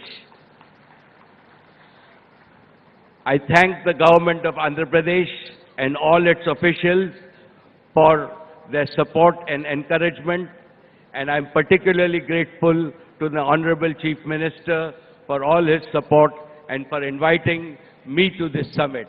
I wish the summit all success, and I'm confident that it will turn a new chapter in the Andhra Pradesh growth story.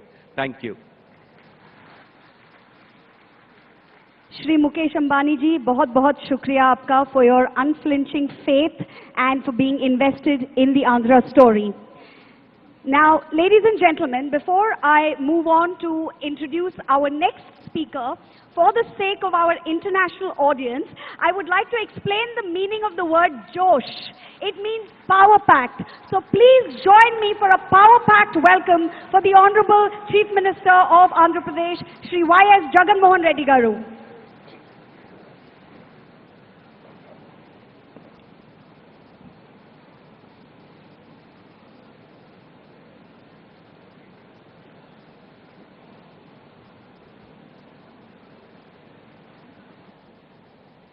Honorable Ambassadors, Consul Generals, the diplomats from foreign missions, my colleagues in the State Cabinet, industry doyens, business leaders and representatives,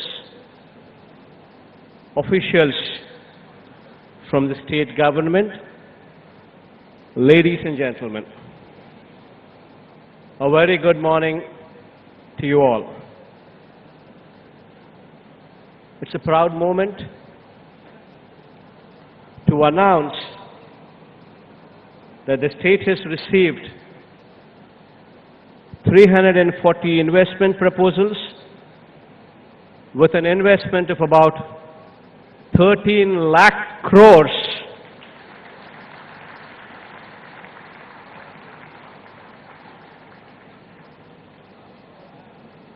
providing employment to almost 6 lakh people across 20 sectors distributed all along the state.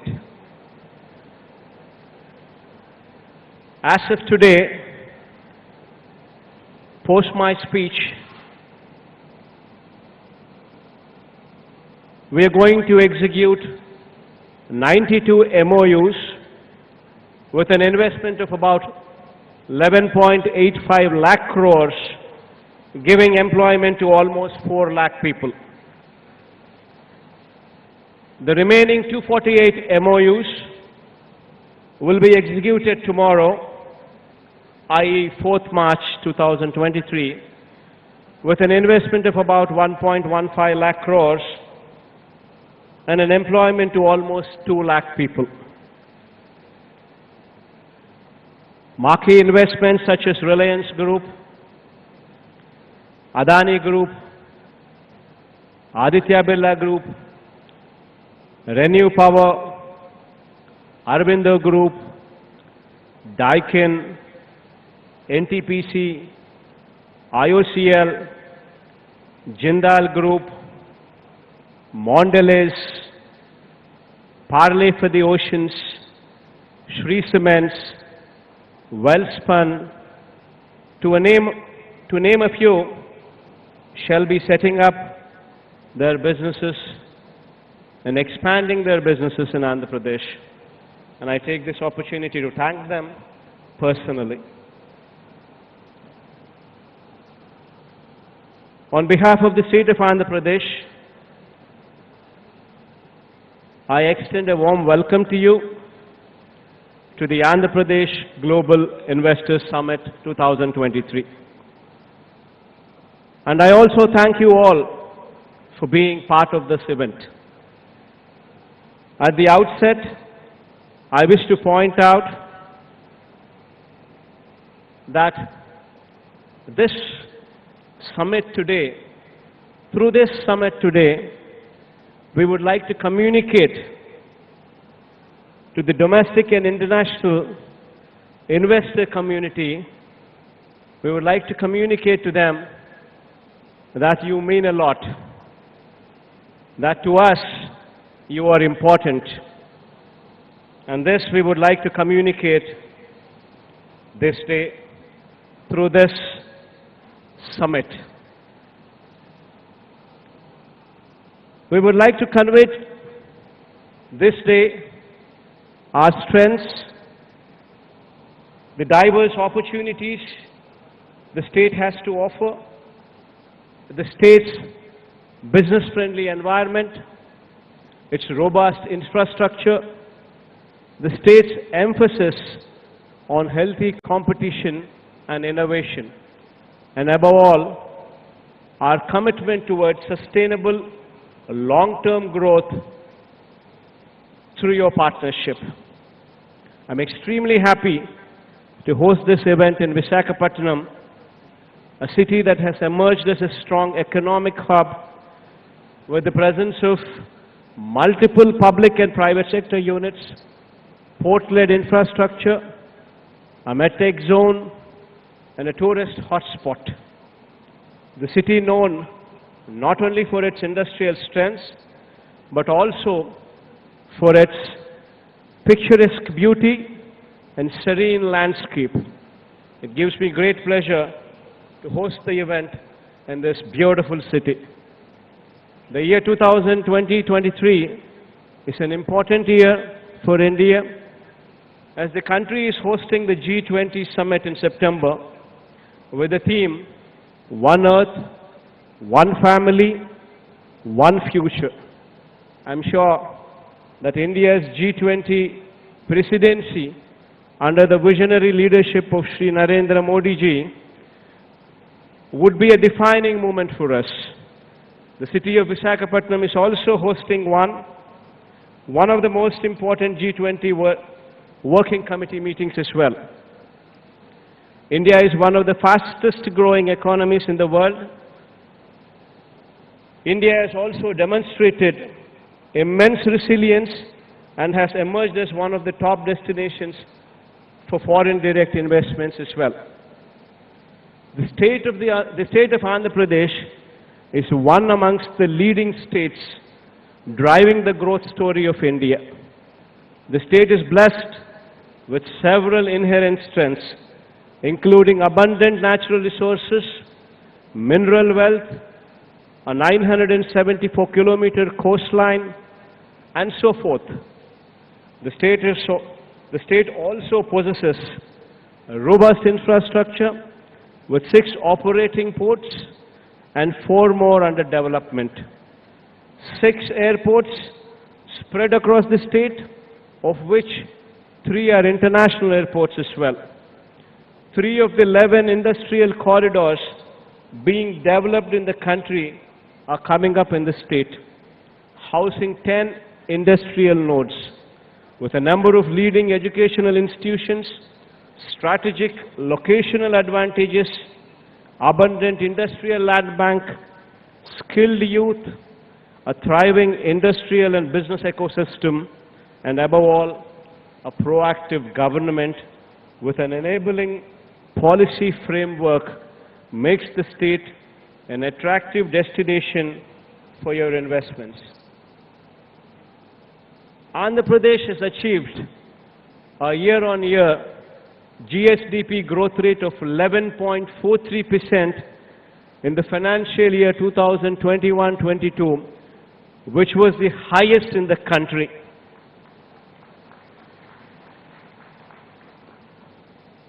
Further, in the last 3 years, the exports from our state have also increased at a compounded annual growth rate of 9.3%. Our endeavor for sustainable progress was also recognized by Niti Aayog, which rated the state number 3 in its SDG India Index rankings for 2020-21 across social, economic and environmental criteria.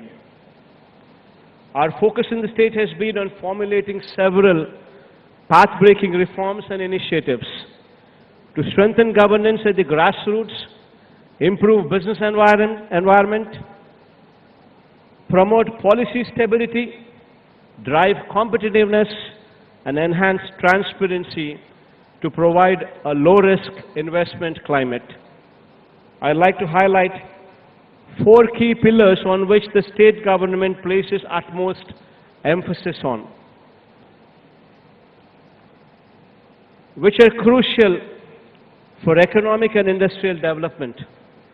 Greenification being one, industrial and logistics infrastructure being the number 2, digitization being number 3, the 4th, enterprise and skill development.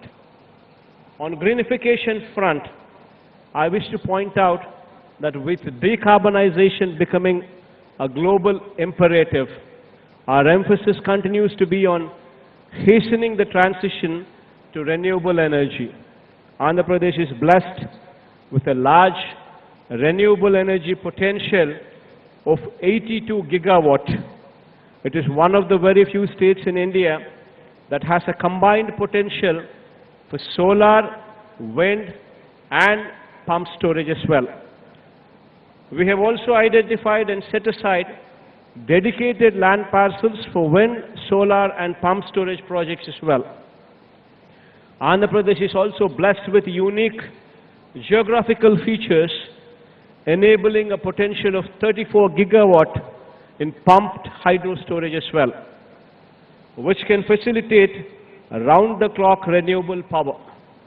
Andhra Pradesh has the potential to be one of the leading states in India for production, consumption and export of green hydrogen, green ammonia, given the long coastline we're endowed with.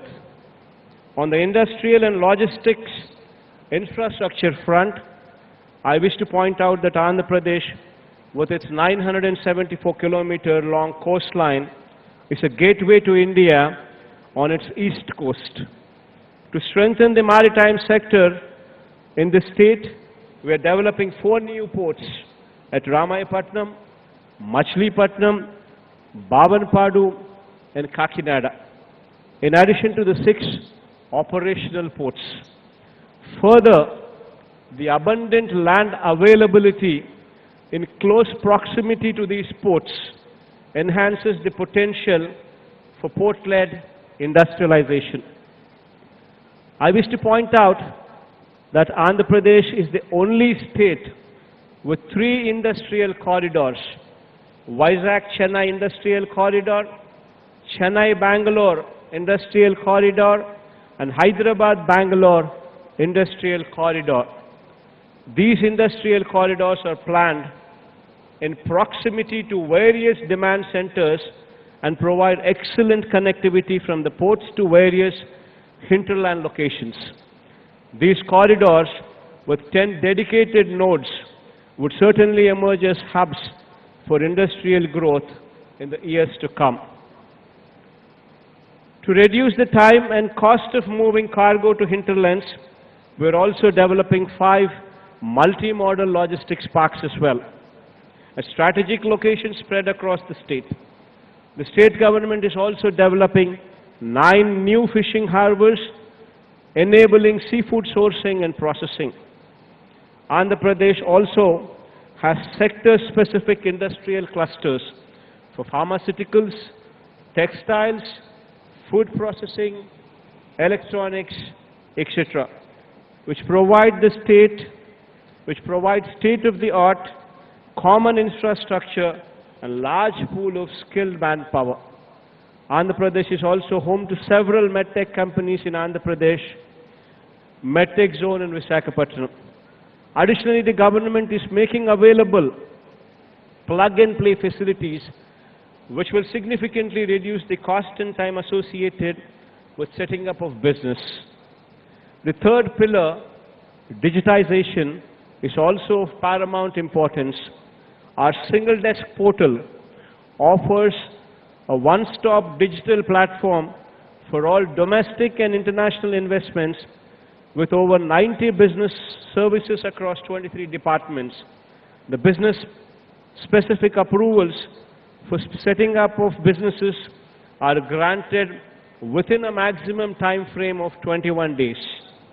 To improve the delivery of citizen-centric services, we also have the AP Seva system at the village and ward secretariats, providing over 540 services.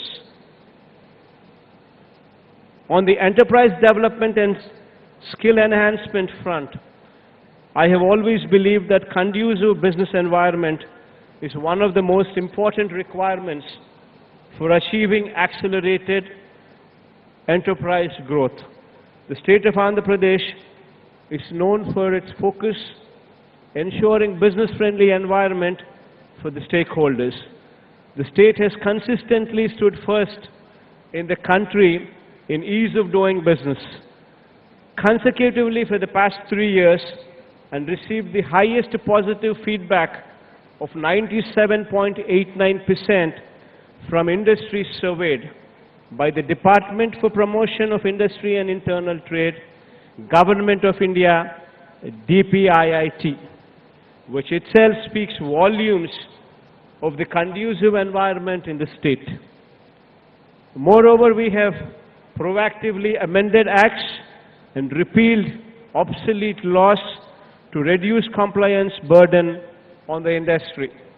Along with good infrastructure and a conducive business environment, availability of skilled workforce is very crucial if the desired outcome is to be achieved.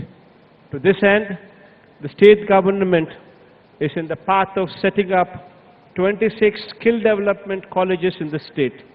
The state government is working with the objective of upgrading skills of our local youth to international standards through significant industry involvement through these skill development colleges. I wish to conclude by reiterating that with proactive policy formulation and due attention to each of the pillars discussed, we are facilitating a business-friendly environment and are also ensuring sustainable economic development of the state. At the Andhra Pradesh Global Investors Summit 2020-23, over the next 2 days, we will be showcasing the strengths of our state and the business prospects that are available. We urge all the business leaders to participate actively in the sector sessions and engage with our teams to understand the potential opportunities in various sectors in our state. It is our commitment to facilitate the most conducive business ecosystem in the state. I once again assure you that we are only a phone call away. Whenever you need us for anything whatsoever in supporting your business, this is our assurance to you.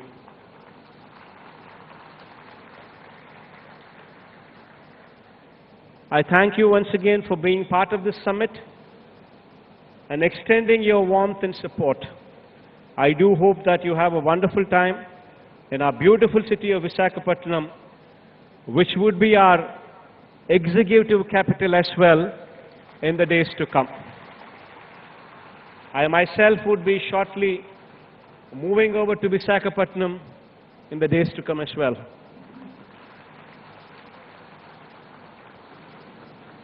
Thank you. Have a wonderful day.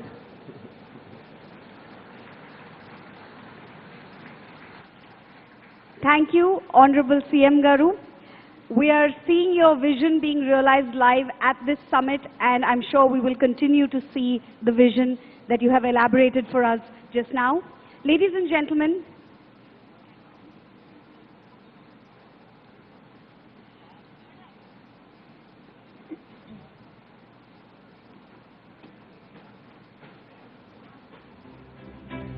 and we have Shri Puneet Dalmia ji to thank for that wonderful phrase he coined at the event today, Josh and Jagan ji. I really think that's going to stick.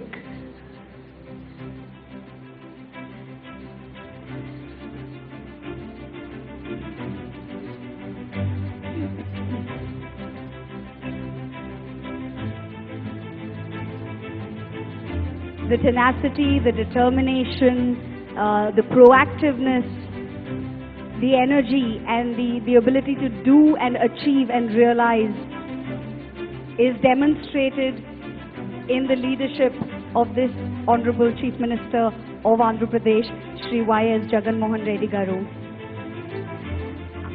I request the audience to be seated. This is not the end. We would like to showcase to you some of the memorandums of understanding that are being signed here today that will detail the great investor interest that is emerging for the state of Andhra Pradesh already. So I request you to please be seated. And I now request Shri Prasad Savarapu Garu, Vice President, Andhra Pradesh Board of Economic Development, to come and detail the MOUs for us, please.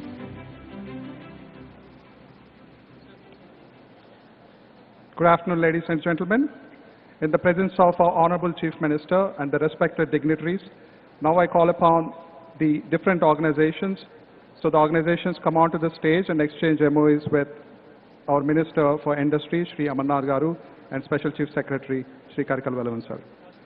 May I also request the Special Chief Secretary, Mr. K. Vijayananda Garu, to come onto the stage, please, along with our Honorable Minister, Shri Pediredi Ramchandra Reddy Garu, for all the energy-related MOUs. NTPC, National Thermal Power Corporation Limited, is an Indian public sector undertaking that operates in the power generation sector, is the largest sector generation company in India, operates coal, gas, and renewable energy-based power plants. Their intention is to propose an investment of 2,35,000 crores in the state of Andhra Pradesh that would generate an employment of 77,000. ABC Limited, Access Brookfield Cleantech Limited, Access Energy, in joint venture with Brookfield promoting sustainable clean energy, clean mobility solutions in the Indian subcontinent. The line of activity associated with this is to create a 250 KTPA green hydrogen and 1 MTPA green ammonia related aspects. The proposed investment for this particular sector is 1,20,000 crores, which would generate 7,000 employment in the state of Andhra Pradesh. The organizations, I request the organizations to come onto the stage, please.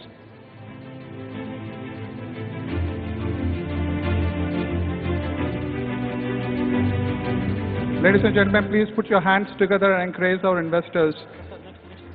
Renew Power is a renewable energy company in India that focuses on developing, constructing, and operating utility in wind, solar, and hybrid power projects.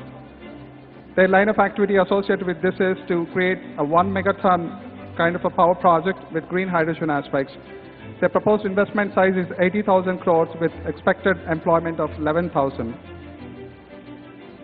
Indosol, which is a high-quality energy solutions that focuses on 1,500 megawatt wind power and 3,500 megawatt solar power plants, with a 2,200 megapower pumped storage power plants in the state of Andhra Pradesh, which generates an investment size of 76,033 crores with 13,200 employment.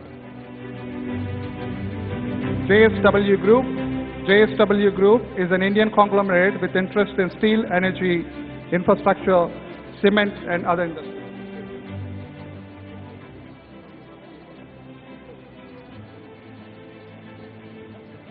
Renew Power. Now the gentleman from Renew Power, please come onto the stage, please. The gentleman from Renew Power, please come onto the stage, please.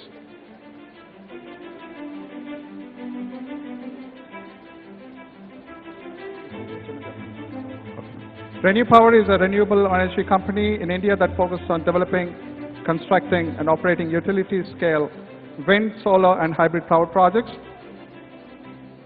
Their intention is to create an investment size of 97,500 crores.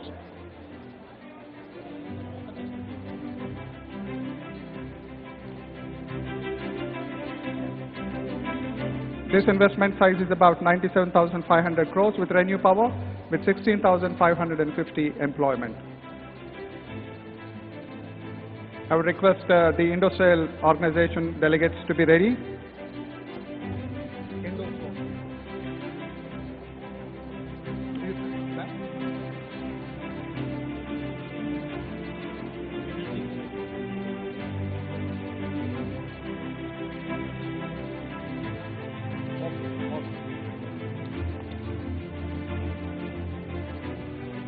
Next, Renew Power.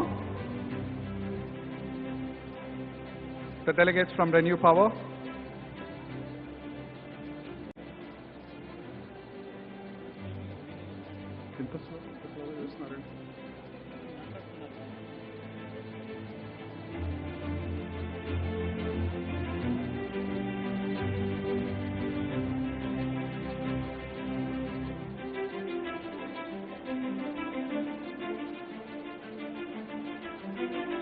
Ladies and gentlemen, the first view of the energy-related memorandum of understanding that we have with the state of Andhra Pradesh.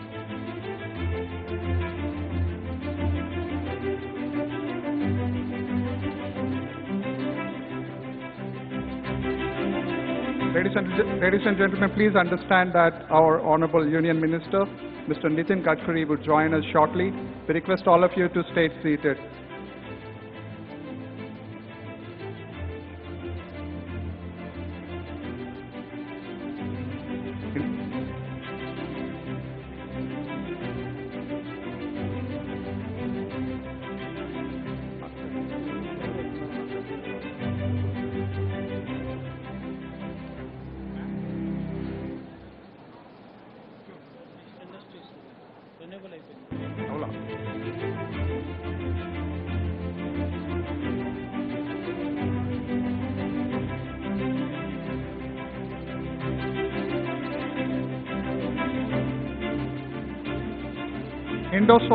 Indosol provides high quality energy solutions with 1500 megawatt wind power, 3500 megawatt solar power plants, and 2200 megawatt pump storage power.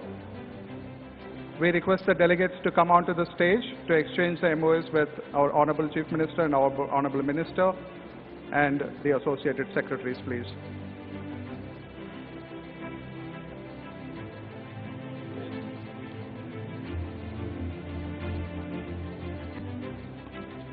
JSW Group.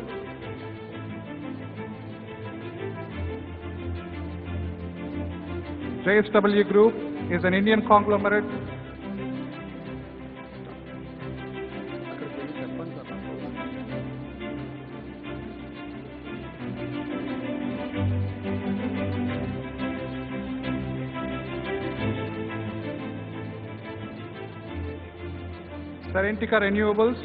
Serentica Renewables provides end-to-end energy management solutions, creating clean energy hubs in the state of Andhra Pradesh with the investment size of 12,500 crores with 2,000 employment. Delegates, please put your hands together and encourage our investors in the state of Andhra Pradesh, please.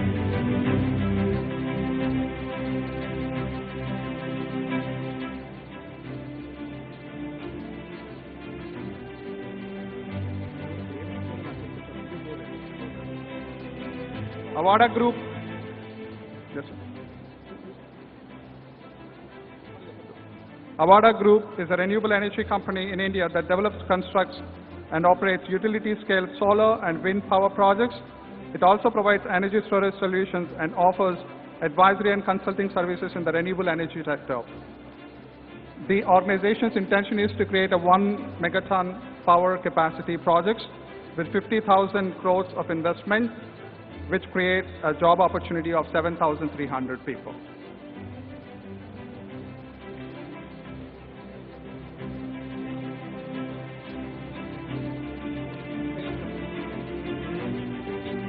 Acumen Energy India is a renewable energy company that develops, constructs, and operates utility-scale power projects at this time. The 1,000 mega-scale power projects, and it also creates 1,000 megawatt wind power project, which creates an investment size of 10,500 crores with employment size of 3,000, please. Let's see.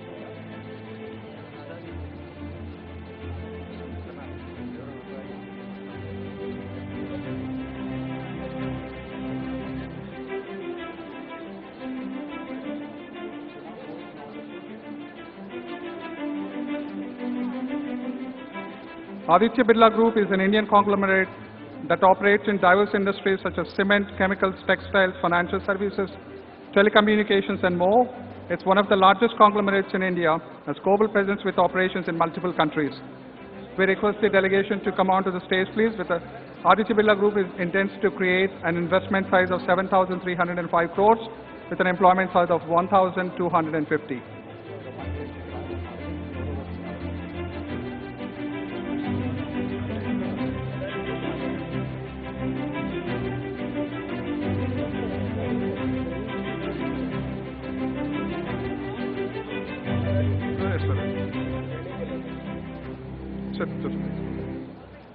Yes, ma'am.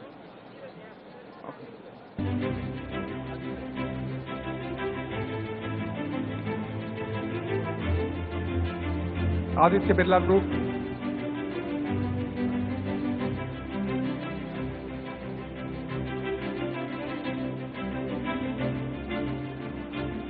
Next is Adani Green Energy. Adani Green Energy is a renewable energy company in India that develops utility-scale solar, wind, and hybrid power projects. The project plan is to create a 1,000 megawatt PSP at Gandikota, Vaisar district, and 500 megawatt PSP at Chitravati. The investment size of this particular organization is 21,820 crores. That creates a generation of employment of 14,000.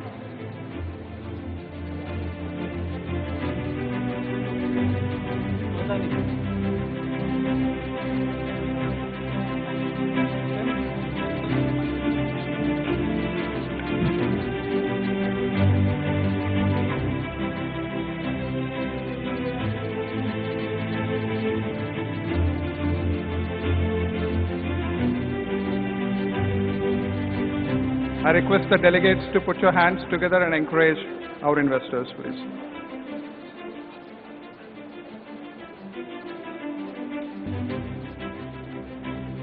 Next is Aurobindo Group.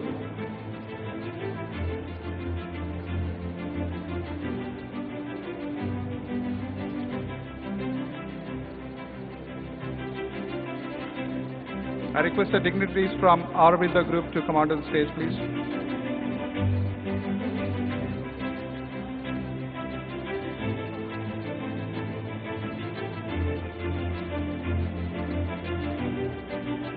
Aurobindo Group is an Indian pharmaceutical company that manufactures and markets a wide range of generic pharmaceutical products and distributes across the globe.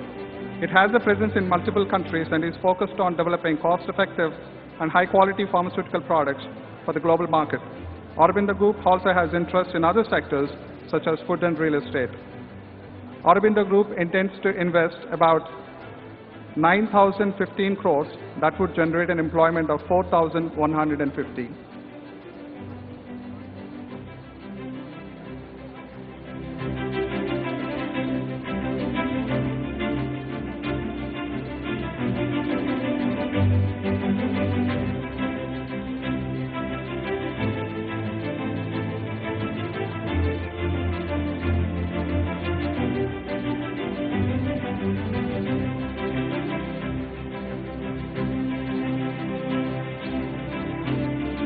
Shyam Group, Shyam Metals and Alloys is a leading Indian organization which is engaged in manufacturing, exporting a broad spectrum of industrial fittings consisting SI pipe, flange, copper coil threads, mild steel plates, stainless steel round bars, and many more. The intention of this particular project is to create an integrated titanium manufacturing plant with an investment size of 7,700 crores, which would generate 5,000 of employment.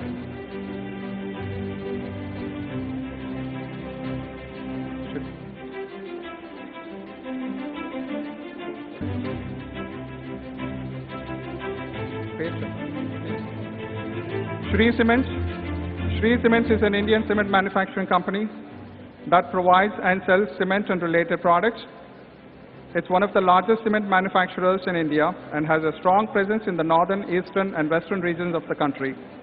Shree Cements has a diversified product portfolio and has won several awards for its quality and sustainable practices. Their intention is to have a manufacturing facility for cement and power with 4 megatons per year. Their investment size is 5,500 crores which would generate an employment of 1,000.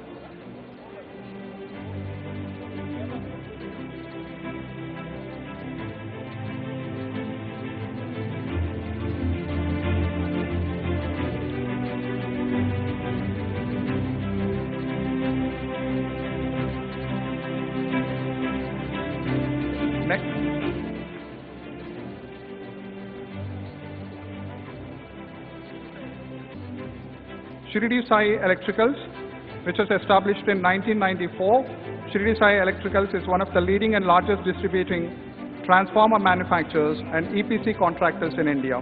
I request the gentleman from Shirdi Sai to come onto the stage and exchange MOUs with the officers, please. Their intention is to create a pump storage power project at Eravaram, which is 1,200 megawatts, at Somasila with 900 megawatts. Their investment size is 8,855 crores, which would generate an employment of 5,750.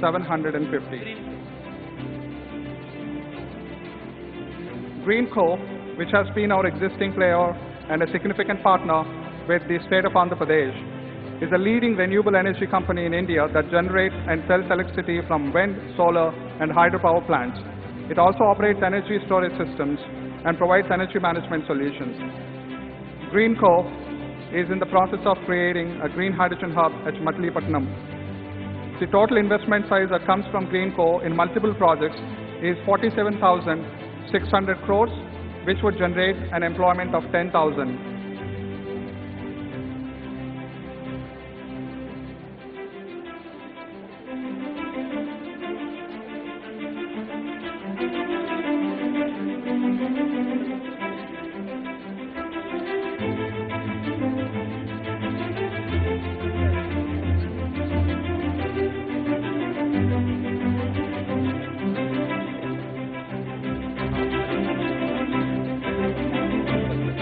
Now the next is we'll call Hutch Ventures and Investments, Parley for Oceans, and Mondelez. I request the Honorable Minister for Agriculture to come onto the stage, please. I request the Honorable Minister for Agriculture, Mr. Katani Govardhan Reddy Garu, to come onto the stage, please. Mondelez, which is a multinational corporation with confectionery focus, intends to invest 1,600 crores that would generate 150 employment in the state of Andhra Pradesh.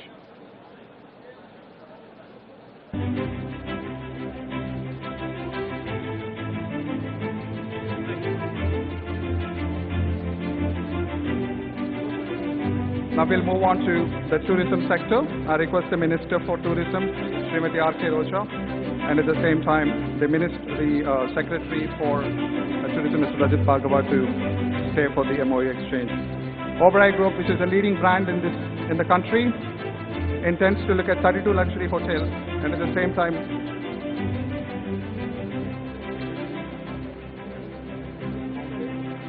I also request the Agriculture Secretary, Shri Chiranjeevi Chaudhary Garu, to come onto the stage, please. Oberoi Group intends to create an investment of 1,350 crores that would generate an employment of 1,250. I request the tourism sector officers and the ministers to stay onto the stage, please.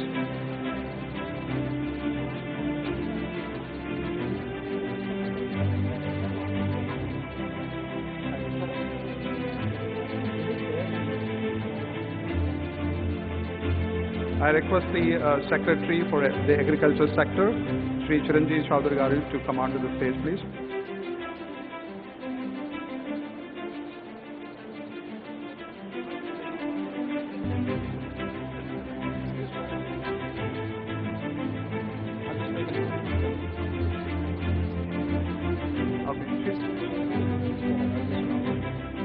Hutch Ventures and Investments.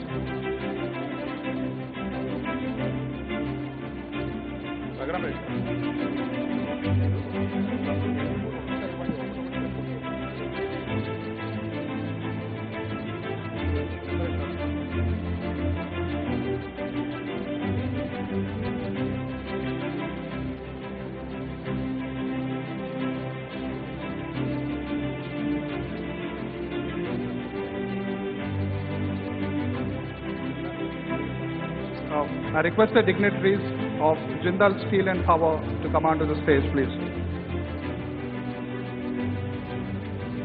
Jindal Steel and Power is an Indian steel and energy company that produces and sells steel, power, and related products. It operates in multiple sectors such as iron, steel, power, mining and infrastructure, and has global presence with operations in multiple countries. Jindal Steel and Power would like to create and set up an integrated steel plant in the state with an investment size of 7,500 crores that would generate an employment of 2,500.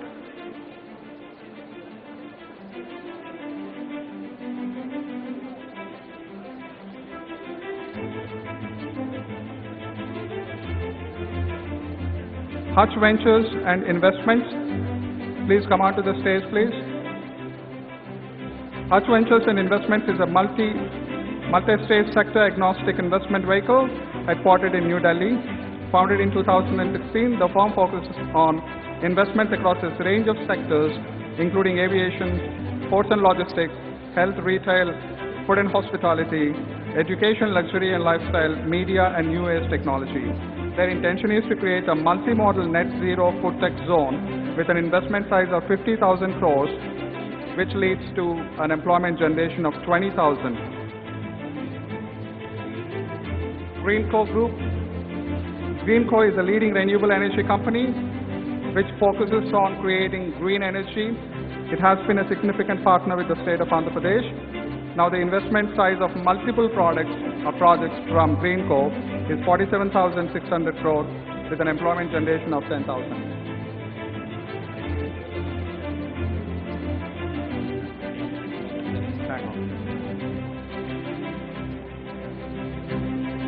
Electronics.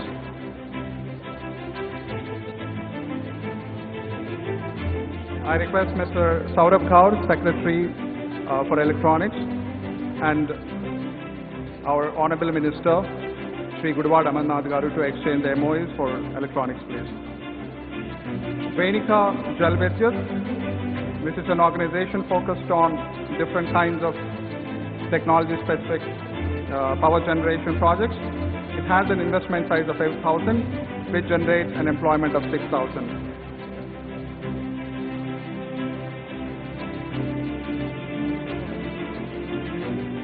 Sunny Opotech. Sunny Opotech is first of its kind to develop camera models which are used in wide variety of products. The intention is to generate an investment size of 2,500 crores, which would generate an employment of 10,000. Cellcon Resolute is an electronic manufacturing company which is a giant in TV panel manufacturing. Their intention is to create various kinds of parts associated with TV panels, which would generate an investment size of 1,000 crores with an employment size of 5,000.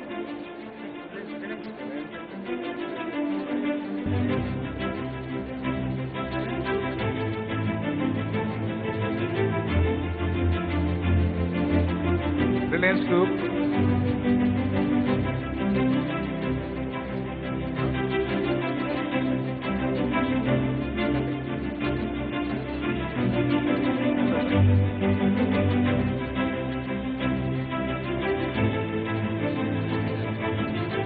Electronics. I request the Sunny Opotech and at the same time Cellcon Resolute delegates to go for MOA exchange, please.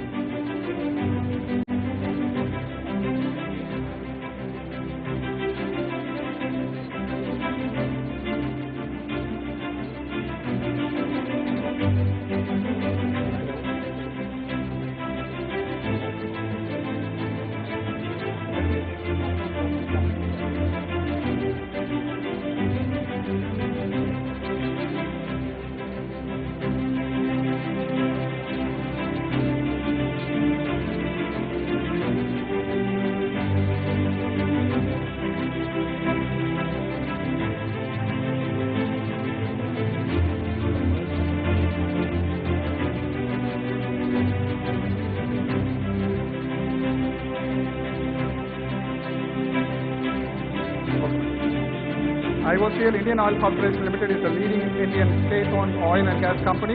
It is primarily engaged in the refining, distribution and marketing of petroleum products, including gasoline, diesel, LPG and aviation fuel. I request the dignitary of IOCL to come onto the stage and exchange the MOU, please.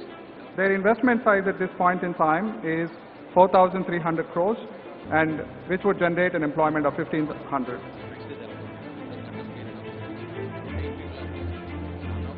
Electronics MOUs, I request Mr. Saurabh Gaut to lead the delegation for the exchange of MOUs.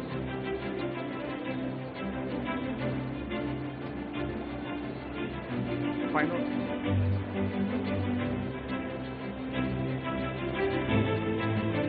Yep. Wealth Fund.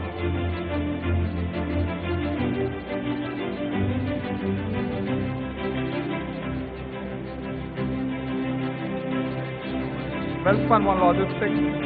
With ready infrastructure, Wealth Fund intends to create logistics parks in the state of Andhra Pradesh, which could be integrated in elevating the MSME sector of different sectors. Their investment size at this time is 1,500 crores, which would generate an employment of 4,500.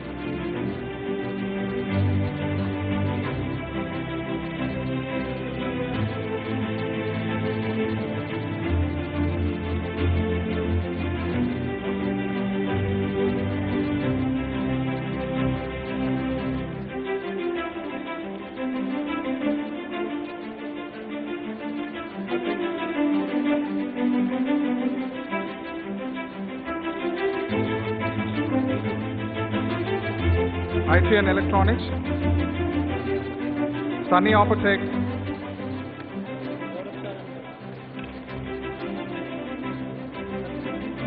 Sunny Opotech creates first of its kind camera models, which intends to invest 2,500 crores. That would generate an employment of 10,000.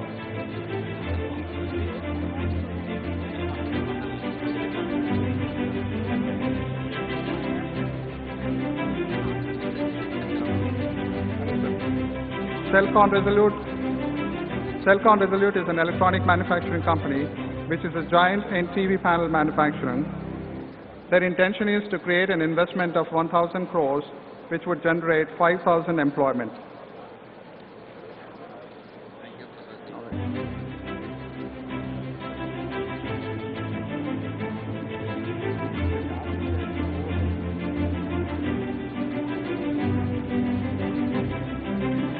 TVS Logistics, may I ask the TVS Logistics guys to just come on, TVS Logistics delegates to come onto the stage, please.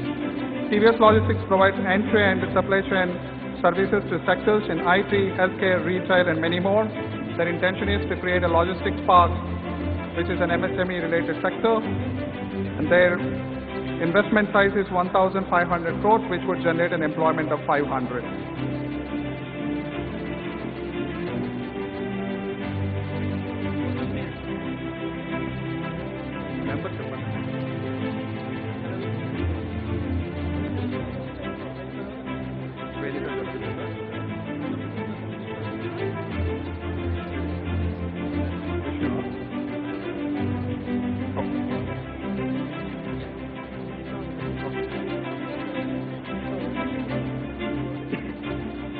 Venika Jalavidyut, which is an energy organization focused on renewable energy with hydropower generation.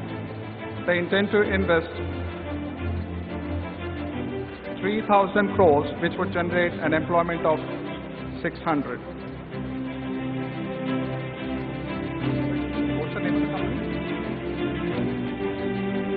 NHPC. NHPC is an Indian public sector undertaking that operates in the power generation sector, primarily works towards hydroelectric power, and is one of the largest hydropower companies in India. It also has interest in other renewable energy sources such as wind and power.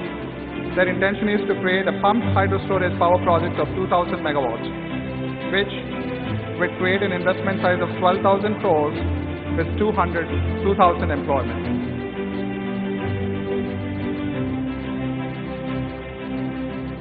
Ladies and gentlemen, please put your hands together and encourage our investors, please.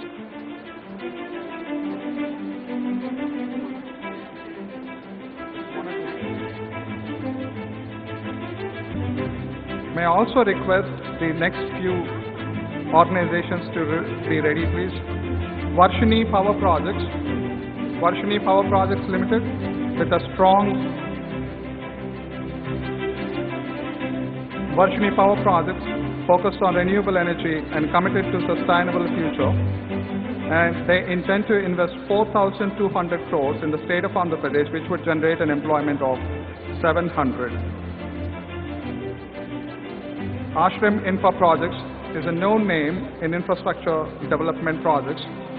Ashriya Infra Projects intends to create and invest 3,500 crores, which would generate an employment of 8,900. My Home Cements. My Home Industries Private Limited is an Indian cement manufacturing company that produces and sells cement and related products. It operates at a state-of-the-art manufacturing facility in India and has a strong presence in the southern and western regions of the country. My Home Cements is known for its high-quality products and sustainable manufacturing practices within the cement industry. My Home Cements intends to invest 3,100 crores, which would generate 3,000 employment in the state of Andhra Pradesh. Venical Limited, which is an energy organization focused on renewable energy with hydropower generation, intends to create an investment size of 3,000 crores with 600 employment.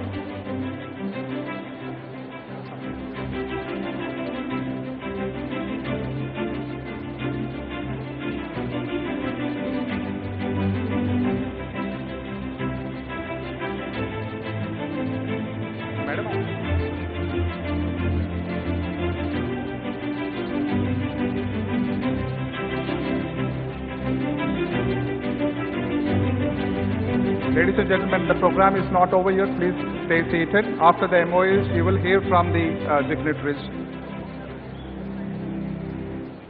My Home Cements. My Home Industries Private Limited is an Indian cement manufacturing company. They intend to have a cement industry, a cement plant in the state of Andhra Pradesh with an investment size of 3,100 crores, which would generate an employment of 3,000.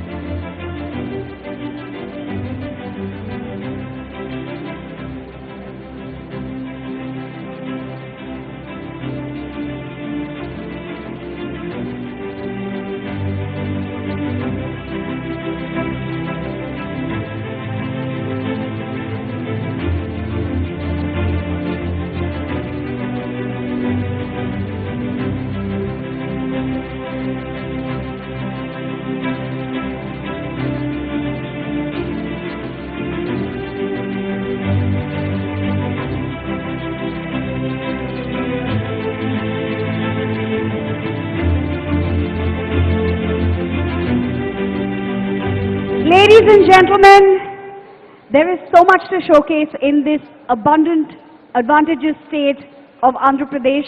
Now, with a young and dynamic leader at the helm, he's determined to ensure that we have a skilled and employable workforce while he's going about getting investment for the state to create more employment amongst other things. He is also ensuring a skilled and employable workforce. We would like to show you what's happening in Andhra Pradesh on the skill development front. An AV on skill development in Andhra Pradesh, please.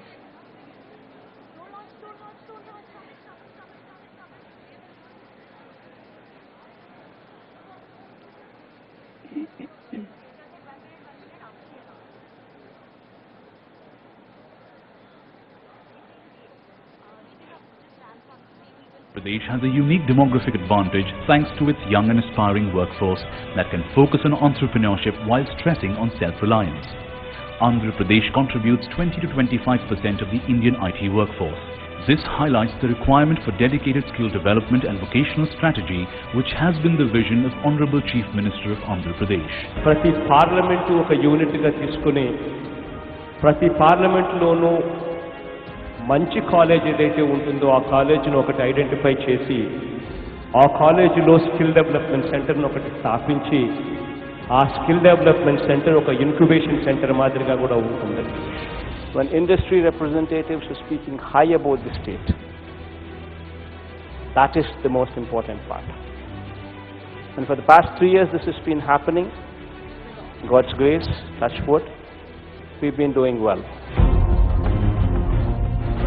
Andhra Pradesh government-run schools and colleges had subpar facilities and a lesser emphasis on providing high-quality education during the previous government's tenure. The institute's underutilization and poor learning environments have seriously hampered their ability to produce skilled human resources. The government schools have undergone massive transformations with excellent infrastructure and redefining the parameters of model schools across the country as part of the Naru Needu program.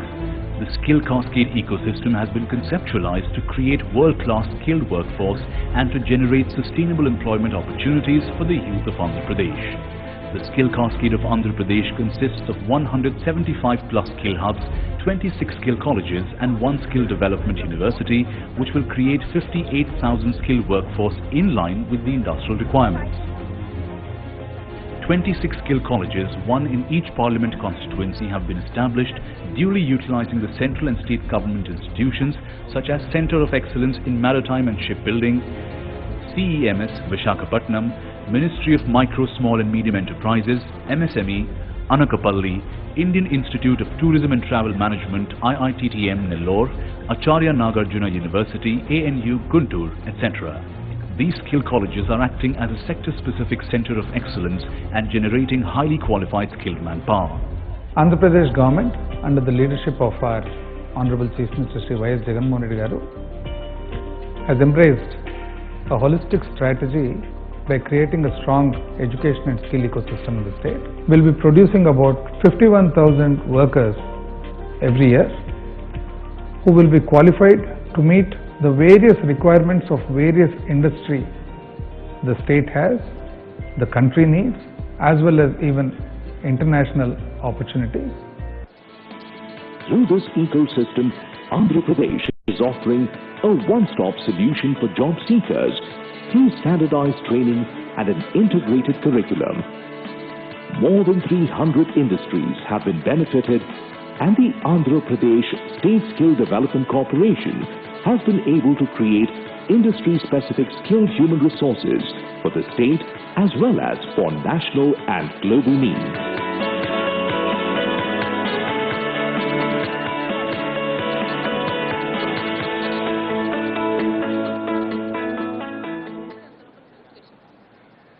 We hope you enjoyed that AV on skill development in Andhra Pradesh. Ladies and gentlemen, we are expecting the Honorable Union Minister of Road Transport and Highways to the Government of India, Shri Nitin Gadkari ji, shortly.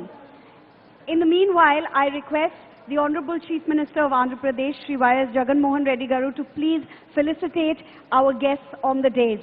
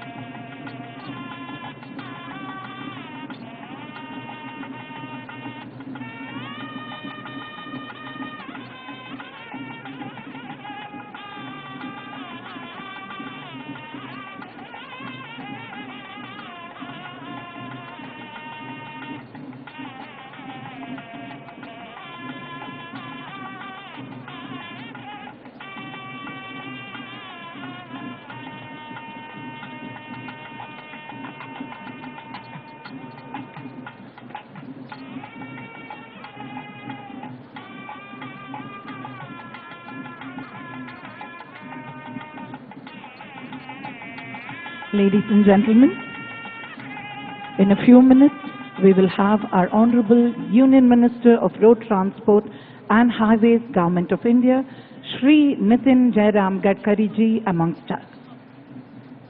We request everyone to please be seated.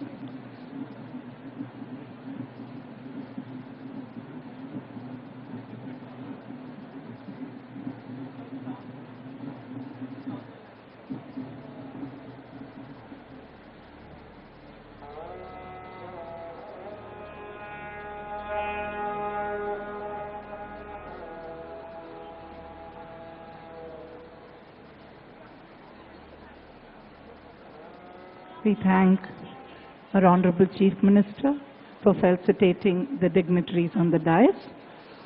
Ladies and gentlemen, please put your hands together for the Honorable Union Minister of Road Transport and Highways, Government of India, Shri Nitin Gadkari ji.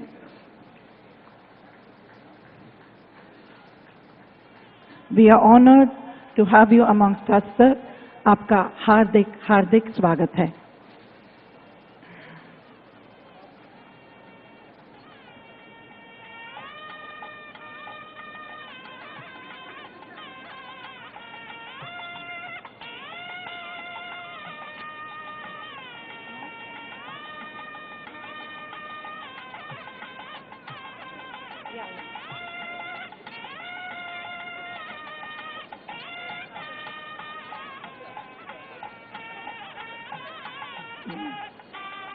Our Honorable Chief Minister will now be felicitating our Honorable Union Minister of Road Transport and Highways, Government of India, Shri Nitin Gadkari ji.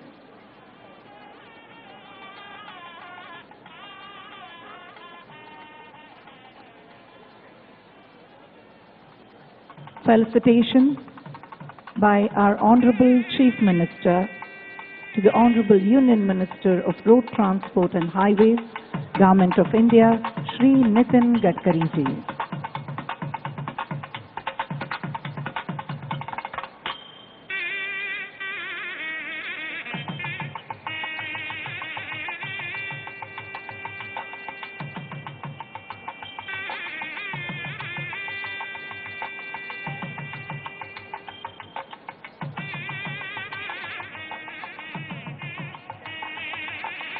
Thank you, sir. Transportation is the lifeline of a nation. Good physical connectivity in the urban and rural areas is essential for economic growth. India, the 7th largest nation with over 1 billion population, has one of the largest transport sectors. To maintain the growth momentum, it's essential to strengthen the transportation infrastructure, facilities like rail, roads, port and airport, connecting the domestic economy effectively. To shed more light, may we now invite our Honorable Union Minister of Road Transport and Highways to the Government of India, Shri Nitin Gadkari ji, to address the gathering. Welcome you, sir.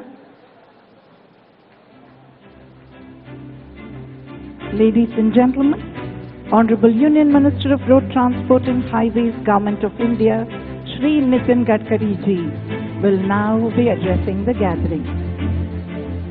आपका हार्दिक हार्दिक स्वागत है, sir.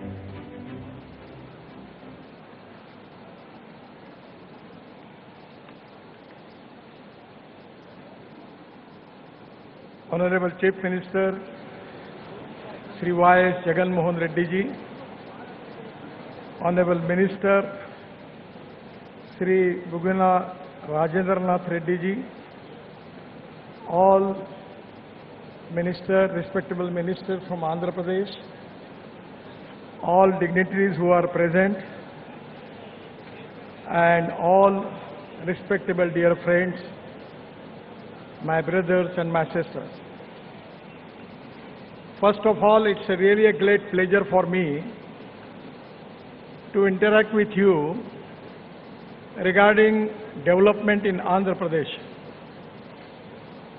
The Andhra Pradesh is one of the important states in the country, and the mission for our government is to make India Atmanirbhar Bharat. The most important thing is the dream of Prime Minister to make Indian economy of $5 trillion. And that is only possible with the development of the state. The basic mission behind the spirit which we have, that Sabka Saath, Sabka Vikas, Sabka Prayas. And anywhere, the most important thing is we need industry. Without industry, we don't have capital investment. Without industry and capital investment, we cannot create employment potential. And without employment potential, we cannot eradicate poverty. And the most important thing in the growth, that is we need to create employment potential, and without that we cannot eradicate the poverty. I feel that from the government of India, under the leadership of Prime Minister Narendra Modi ji, we have full support to the development of Andhra Pradesh.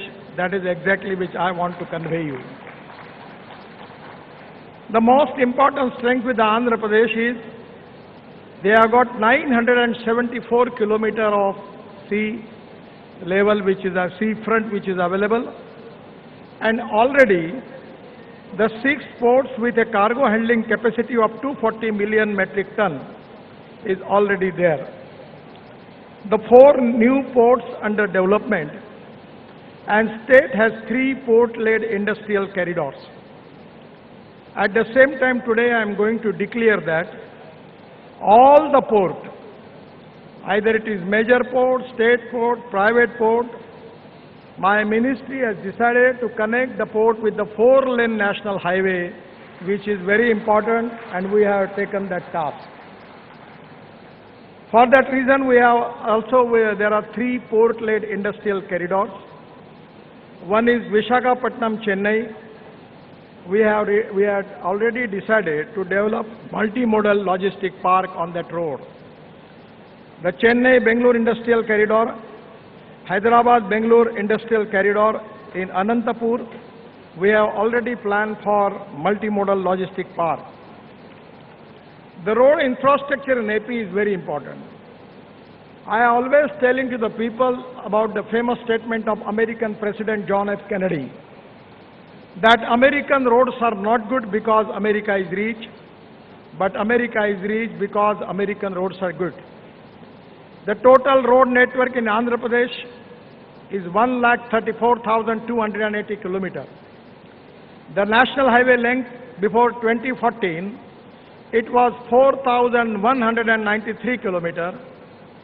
When Prime Minister Modi ji under his leadership at 2014, I have taken as a charge as a minister, the NH length of Andhra Pradesh is increased by 109%, and now it is 8,745 kilometers.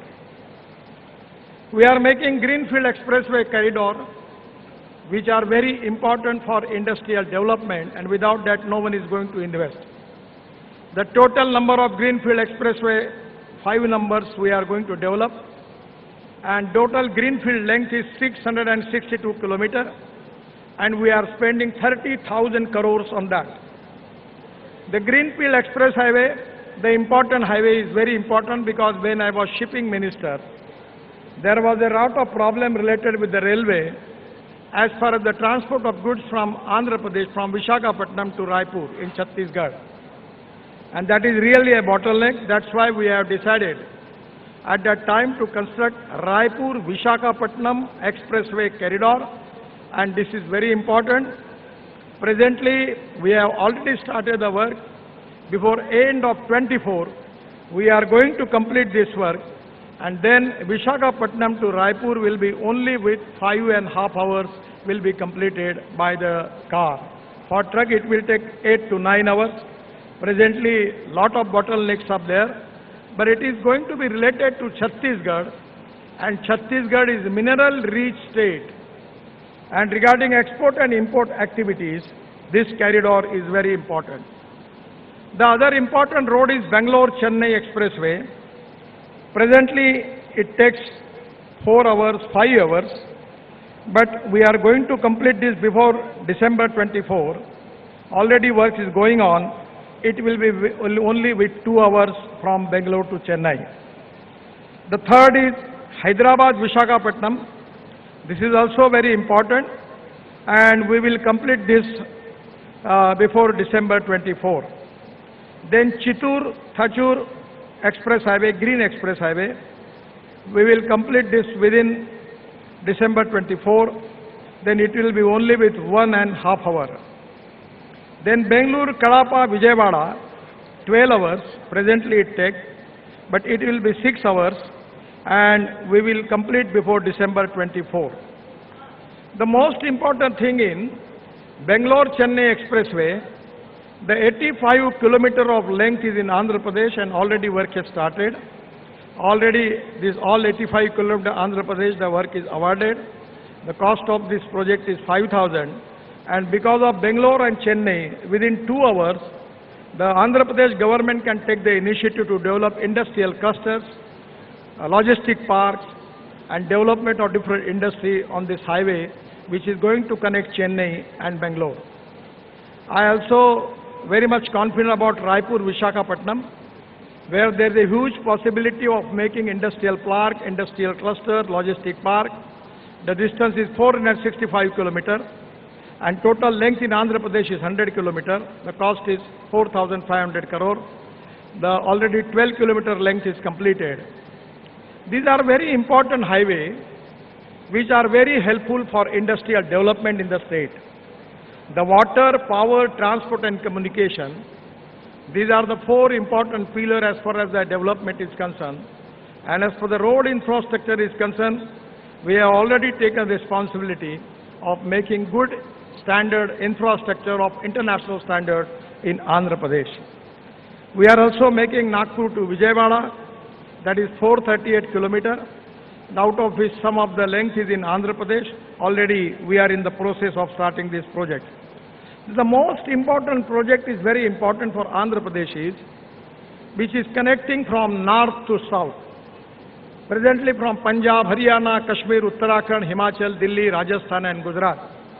All traffic which is coming to the south is coming to Mumbai, then it goes to Pune, and after Pune it is diverted to Solapur and Kolhapur, and then it going to south. Now we have already completed major part of the Delhi-Mumbai Express Highway. And near Surat, we are making the Green Express Highway, that is from Surat to Nashik, Nashik to Ahmednagar, Ahmednagar to Solapur, and Solapur to Kurnool. And by Kurnool, it will be well connected to Hyderabad, Visakhapatnam, Bangalore, Kanyakumari, Chennai, everywhere in the South India. Now you don't need to go to Mumbai and Pune. That is going to reduce the kilometer by 300 kilometers. It is saving is there, and which is very important. The most important problem in our business and industry is our logistic cost. In India, our logistic cost is 16%. Now China is 8 to 10%, and USA and European country, it is 12%. Our mission is, our target is to make this logistic cost in single digit up to 9%. As a transport minister, we have taken a lot of decision. In place of diesel, we want to use ethanol, methanol, biodiesel, bio-LNG, CNG and hydrogen and electric. We are in the process of making electric highway. We have now electric trucks, electric tractors, and hydrogen is the fuel for the future. 100% I am confident. Just I got a opportunity to launch LNG truck in Pune, in Chakan. The Blue Energy was the company.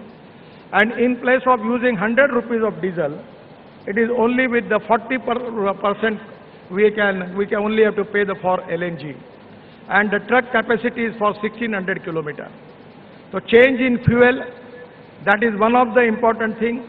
And other important thing is the good roads, by which 100% within 5 years, we will reduce the logistic cost to 9% even in Andhra Pradesh, and that will be a great thing.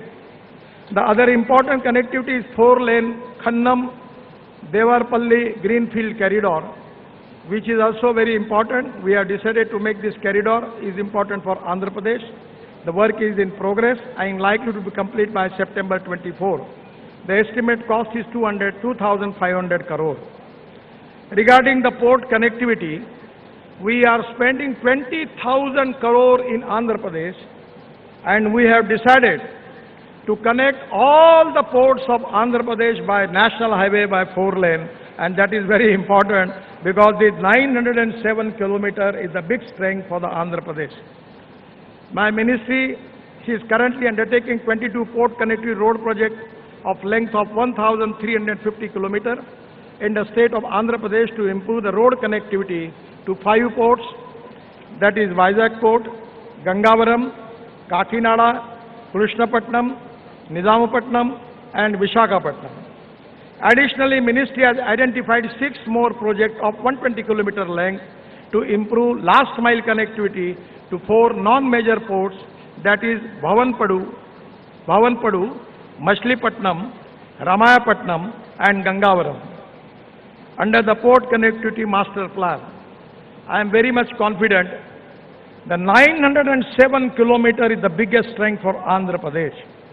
And in the global economy, to make industrial clusters and create good facility for export and import, that is to be a big strength. And I feel that this is the opportunity for Andhra Pradesh to develop the ports. And one of the things which I want to request Honorable Chief Minister, that fishing is very, very important in Andhra Pradesh. When I was shipping minister, I identified one big problem. Our fishermen going up to 10 nautical miles because their boats are not competent for that. So we have developed one big ship, and that is developed by Cochin shipyard, and the capacity is that that trawler can go up to 100 nautical miles, by which in the blue economy, it is really possible for the Andhra Pradesh and other states, those who have got the sea front, that they can increase their fishing production by 7 times more. And I am confident that by using this technology, the export will be increased, new employment will be created, and that is going to create a game changer. So by going up to 100 nautical miles, we can easily, it can possible to increase the production of blue economy 7 times more. We are making lot of roads and amenities in the Andhra Pradesh. At the same time, we are making 27 green express highway and access control corridors of length of 10,000 kilometers in the country, where it can be easy to connect all the greenfield corridor of Andhra Pradesh. I am really happy that multimodal logistic parks we are making, and that is also very important, Anantapur and Visakhapatnam. The linkage with Vizag, Chennai, Hyderabad, Bangalore industrial corridor is very important. My request to Honorable Chief Minister, anywhere on the national highway, if the government is ready to give the land, we can make the partnership 50-50. Land will be given by the state government and the capital cost will be borne by NHI. And we are ready to make all these logistic parks, which are very important as far as the futuristic trade and business is concerned. All 22 projects related with the port project connectivity, where also we are committed, we are going to start this work. My request to Honorable Chief Minister, that on this road, if the government is ready to give the land, we are ready to develop multimodal logistic park there, and it can be really a good thing for it. Already we have making 500 at bus port like airports. The Tirupati, already we have selected intramodal bus station at Tirupati. If the state government is ready to give the land, we are ready to develop bus port. Now, this is the most important thing is, we are also working on particularly ropeway, cable car, vernacular railway and mass rapid transport. We have 260 proposals where we are working, and I am giving assurance that already Sri Silam and Kanakadurga, the project has already approved by my ministry, and even other some proposals are there, we will positively consider. The most important thing is roadside. we are developing optical fiber cable.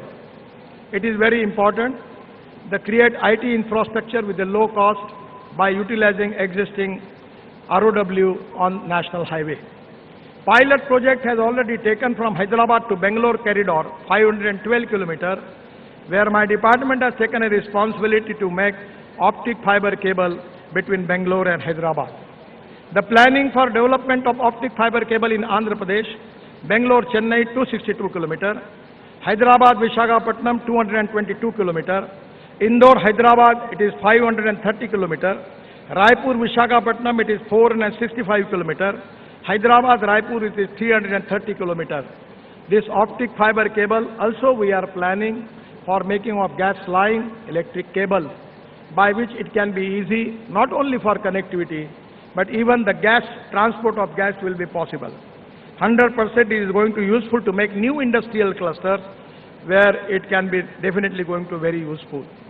The most important subject related with my ministry is automobile industry. Presently the size of this industry is 7.5 lakh crore. We are now number 3. Previously our number was 4 and Japan number was 3. But now we just surpassed Japan and we are number 3.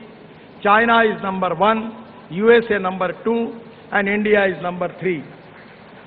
As a ministry we have accepted the challenge that within 5 years we want to make our number 1 manufacturing hub in India.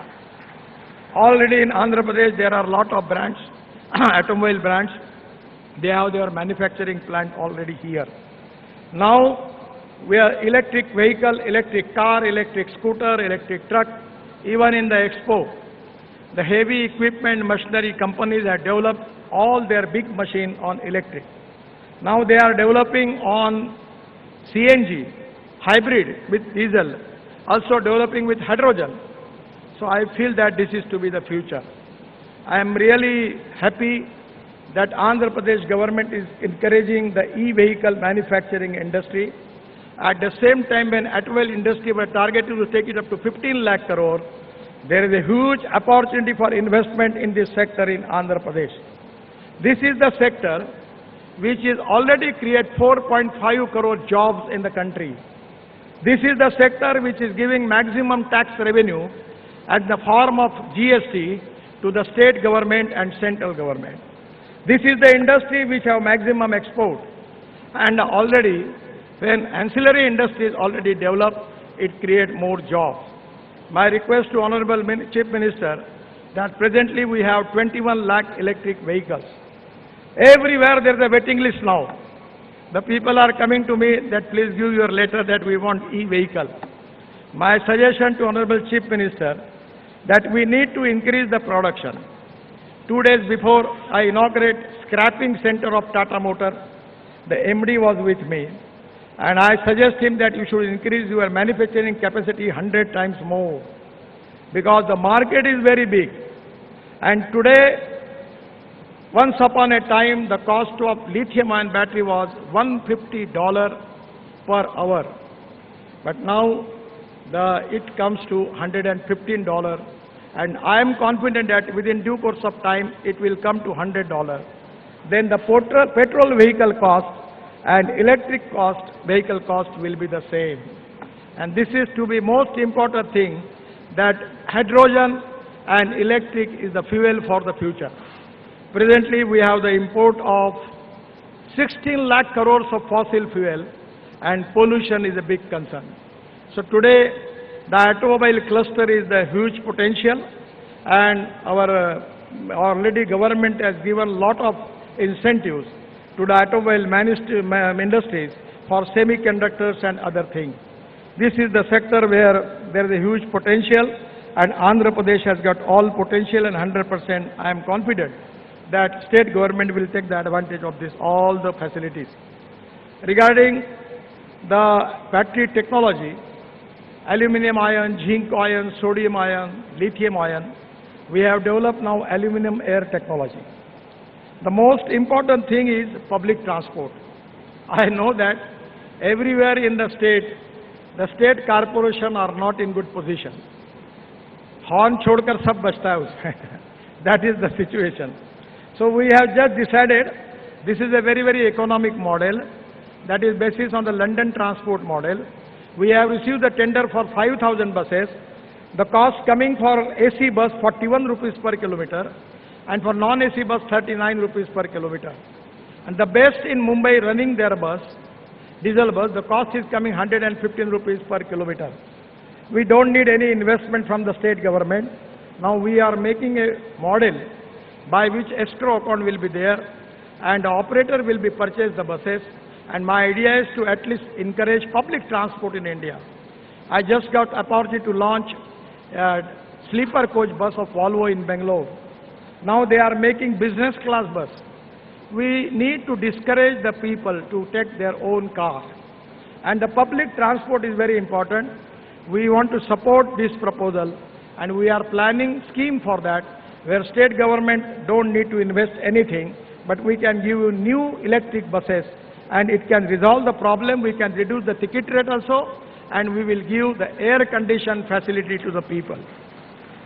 I am really happy that one of the important things which our government has started, that is scrapping policy.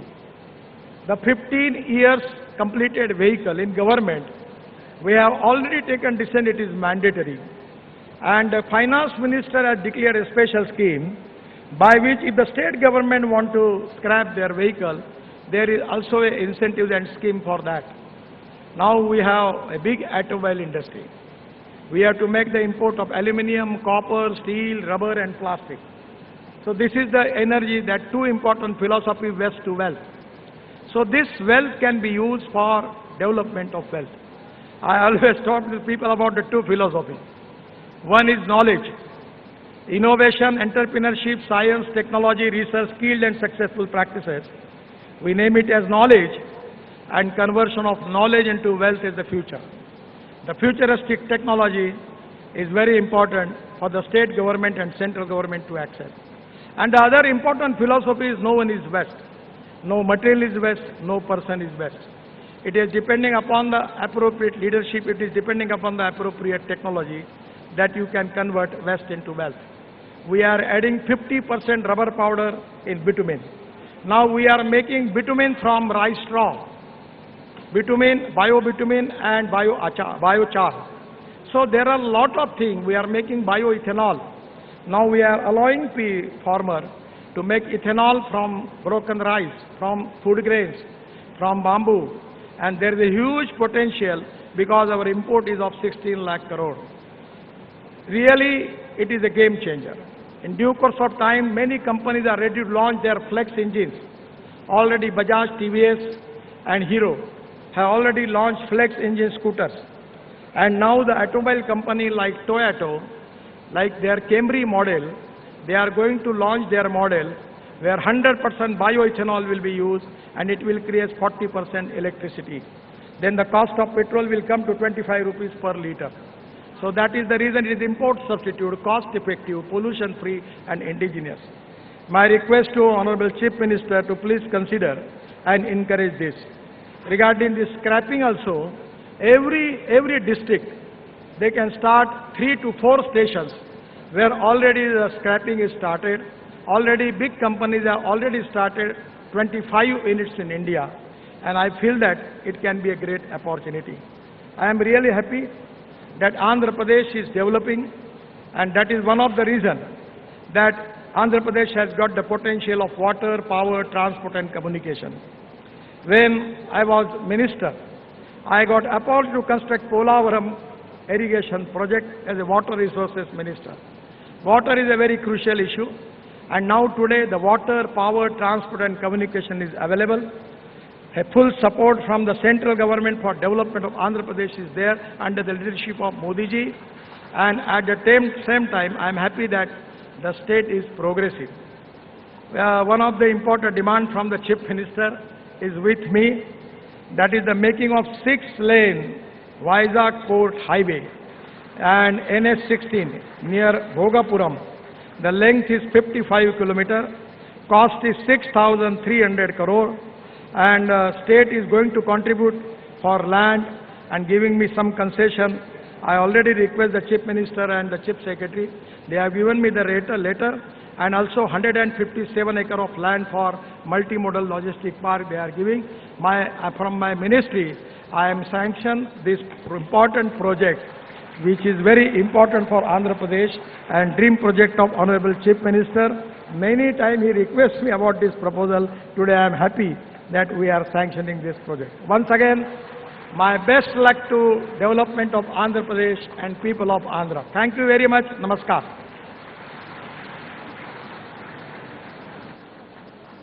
आपके सुनहरे शब्दों के लिए दिल से धन्यवाद सन्मान्य Shri Gadkari ji. We are honored and inspired by your words, sir. Thank you for that encouraging keynote address.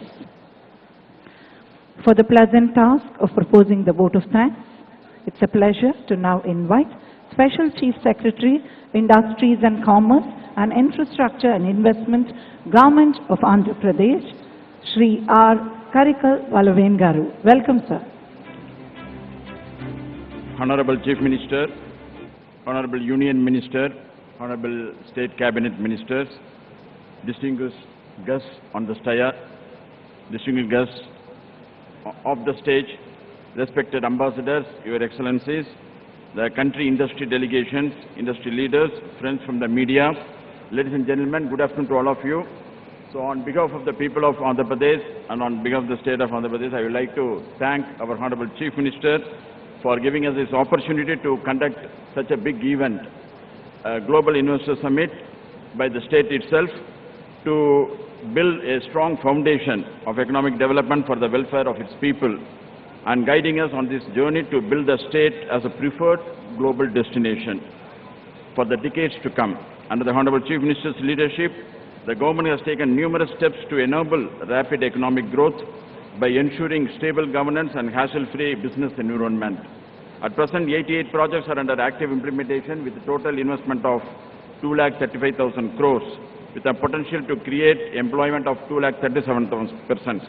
This way, the state has laid a robust infrastructure foundation by building 4 new ports, 9 fishing harbors, high-grade steel plants, 3 economic corridors, industrial grids, water, power and gas, MSME clusters, industrial parks targeted to better socio-economic outcomes of the people. Today's summit celebrates the immense efforts made by our state government that have come to fruition today. With this background, I feel privileged to propose a vote of thanks for today's Global Investor Summit. On behalf of the state government, I would like to thank the Honorable Union Minister, Shri Nitin Gadkari ji, for graciously accepting to grace this occasion, inaugural session. His constant encouragement and support to Andhra Pradesh have always helped our state to progress from strength to strength. I would also like to thank the special guests from the industries, distinguished ambassadors, the diplomats, the trade delegations from various countries, industrial leaders from India and Andhra Pradesh, friends from the media who are here today at the summit. Your presence provides us the encouragement, the required encouragement and confidence to constantly strive work closely with the industry. We are also thankful to all the investors. We welcome the investors who have come on a very large scale. And as our Honorable Chief Minister has announced, 13 lakh crores of investment, 340 proposals, companies. This is a very great achievement, and I really, we are proud of that, and we are thankful to our Honorable Chief Minister for giving this opportunity. And as our Honorable Chief Minister assured, we'll be with the investors. We provide all the support, we provide all the hand-holding. We'll be with you throughout your life cycle. My special thanks to the departments of Government of India who have provided us all the support. And also, I thank all the departments of the state government who have really helped us in organizing this event. On behalf of the Government of Andhra Pradesh, I thank each and every one of you, each and every one of delegates, because every one of you is our guest. So, I thank on behalf of the state government, on behalf of the Honorable Chief Minister, every one of you, and thank you very much. And I request you to please join for the lunch. So before lunch, I request the Honorable Union Minister to inaugurate the exhibition in the presence of the Honorable Chief Minister. Thank you very much.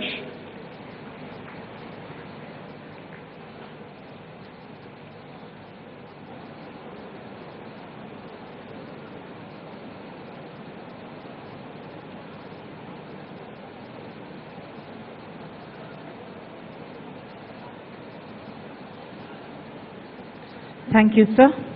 We really hope all of you have enjoyed this wonderful inaugural session. And this is just the beginning of the two-day summit, the Global Investor Summit 2023 at Advantage Andhra Pradesh. As you know, following this, in the seminar halls, there will be plenary sessions, conversations across sectors from experienced stalwarts from those respective sectors. Before that, however, we will have the exhibition inauguration by the Honorable Chief Minister of Andhra Pradesh, Shri Y.S. Jagan Mohan Reddy Garu. There will also be lunch. So please stay right here with us in this hall, and we will tell you what happens where shortly.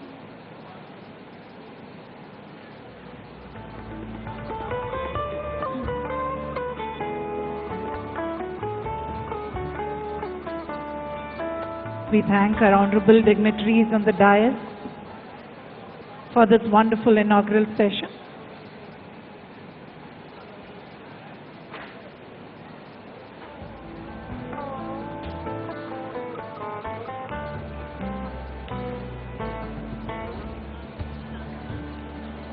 We thank the Honorable Chief Minister of Andhra Pradesh for being present at the inaugural of this event that he had envisioned for the state.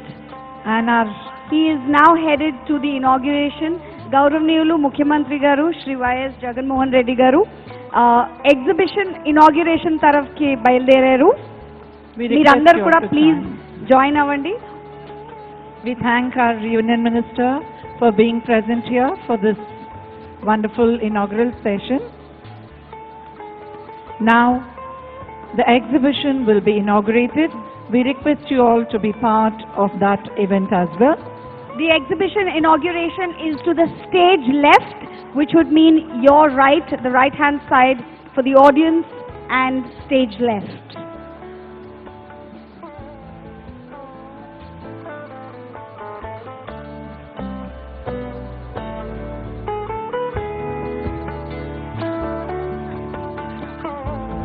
మిమ్మల్ని అందరినీ కూడా lunch కోసం join అవ్వమని కోరుతున్నామండి.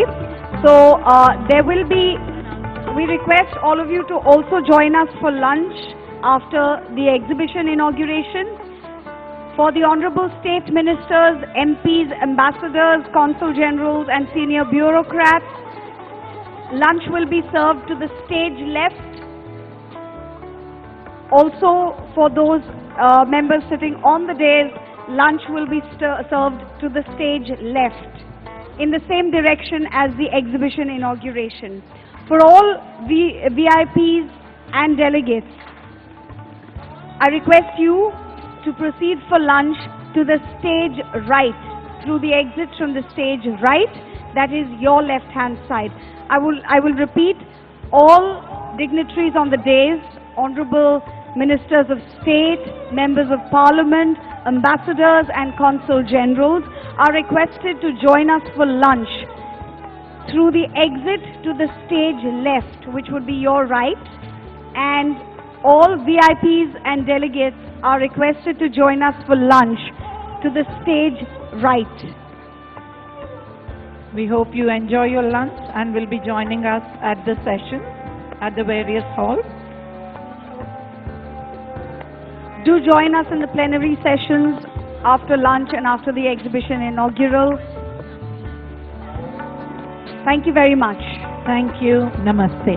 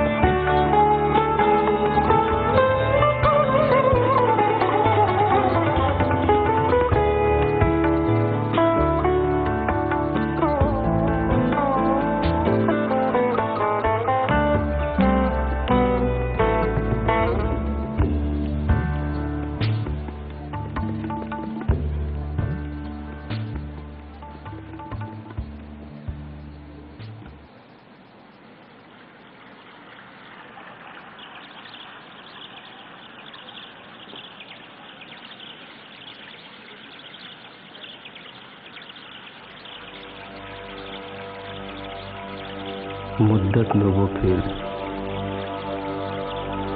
ताज़ा मुलाकात का आलम।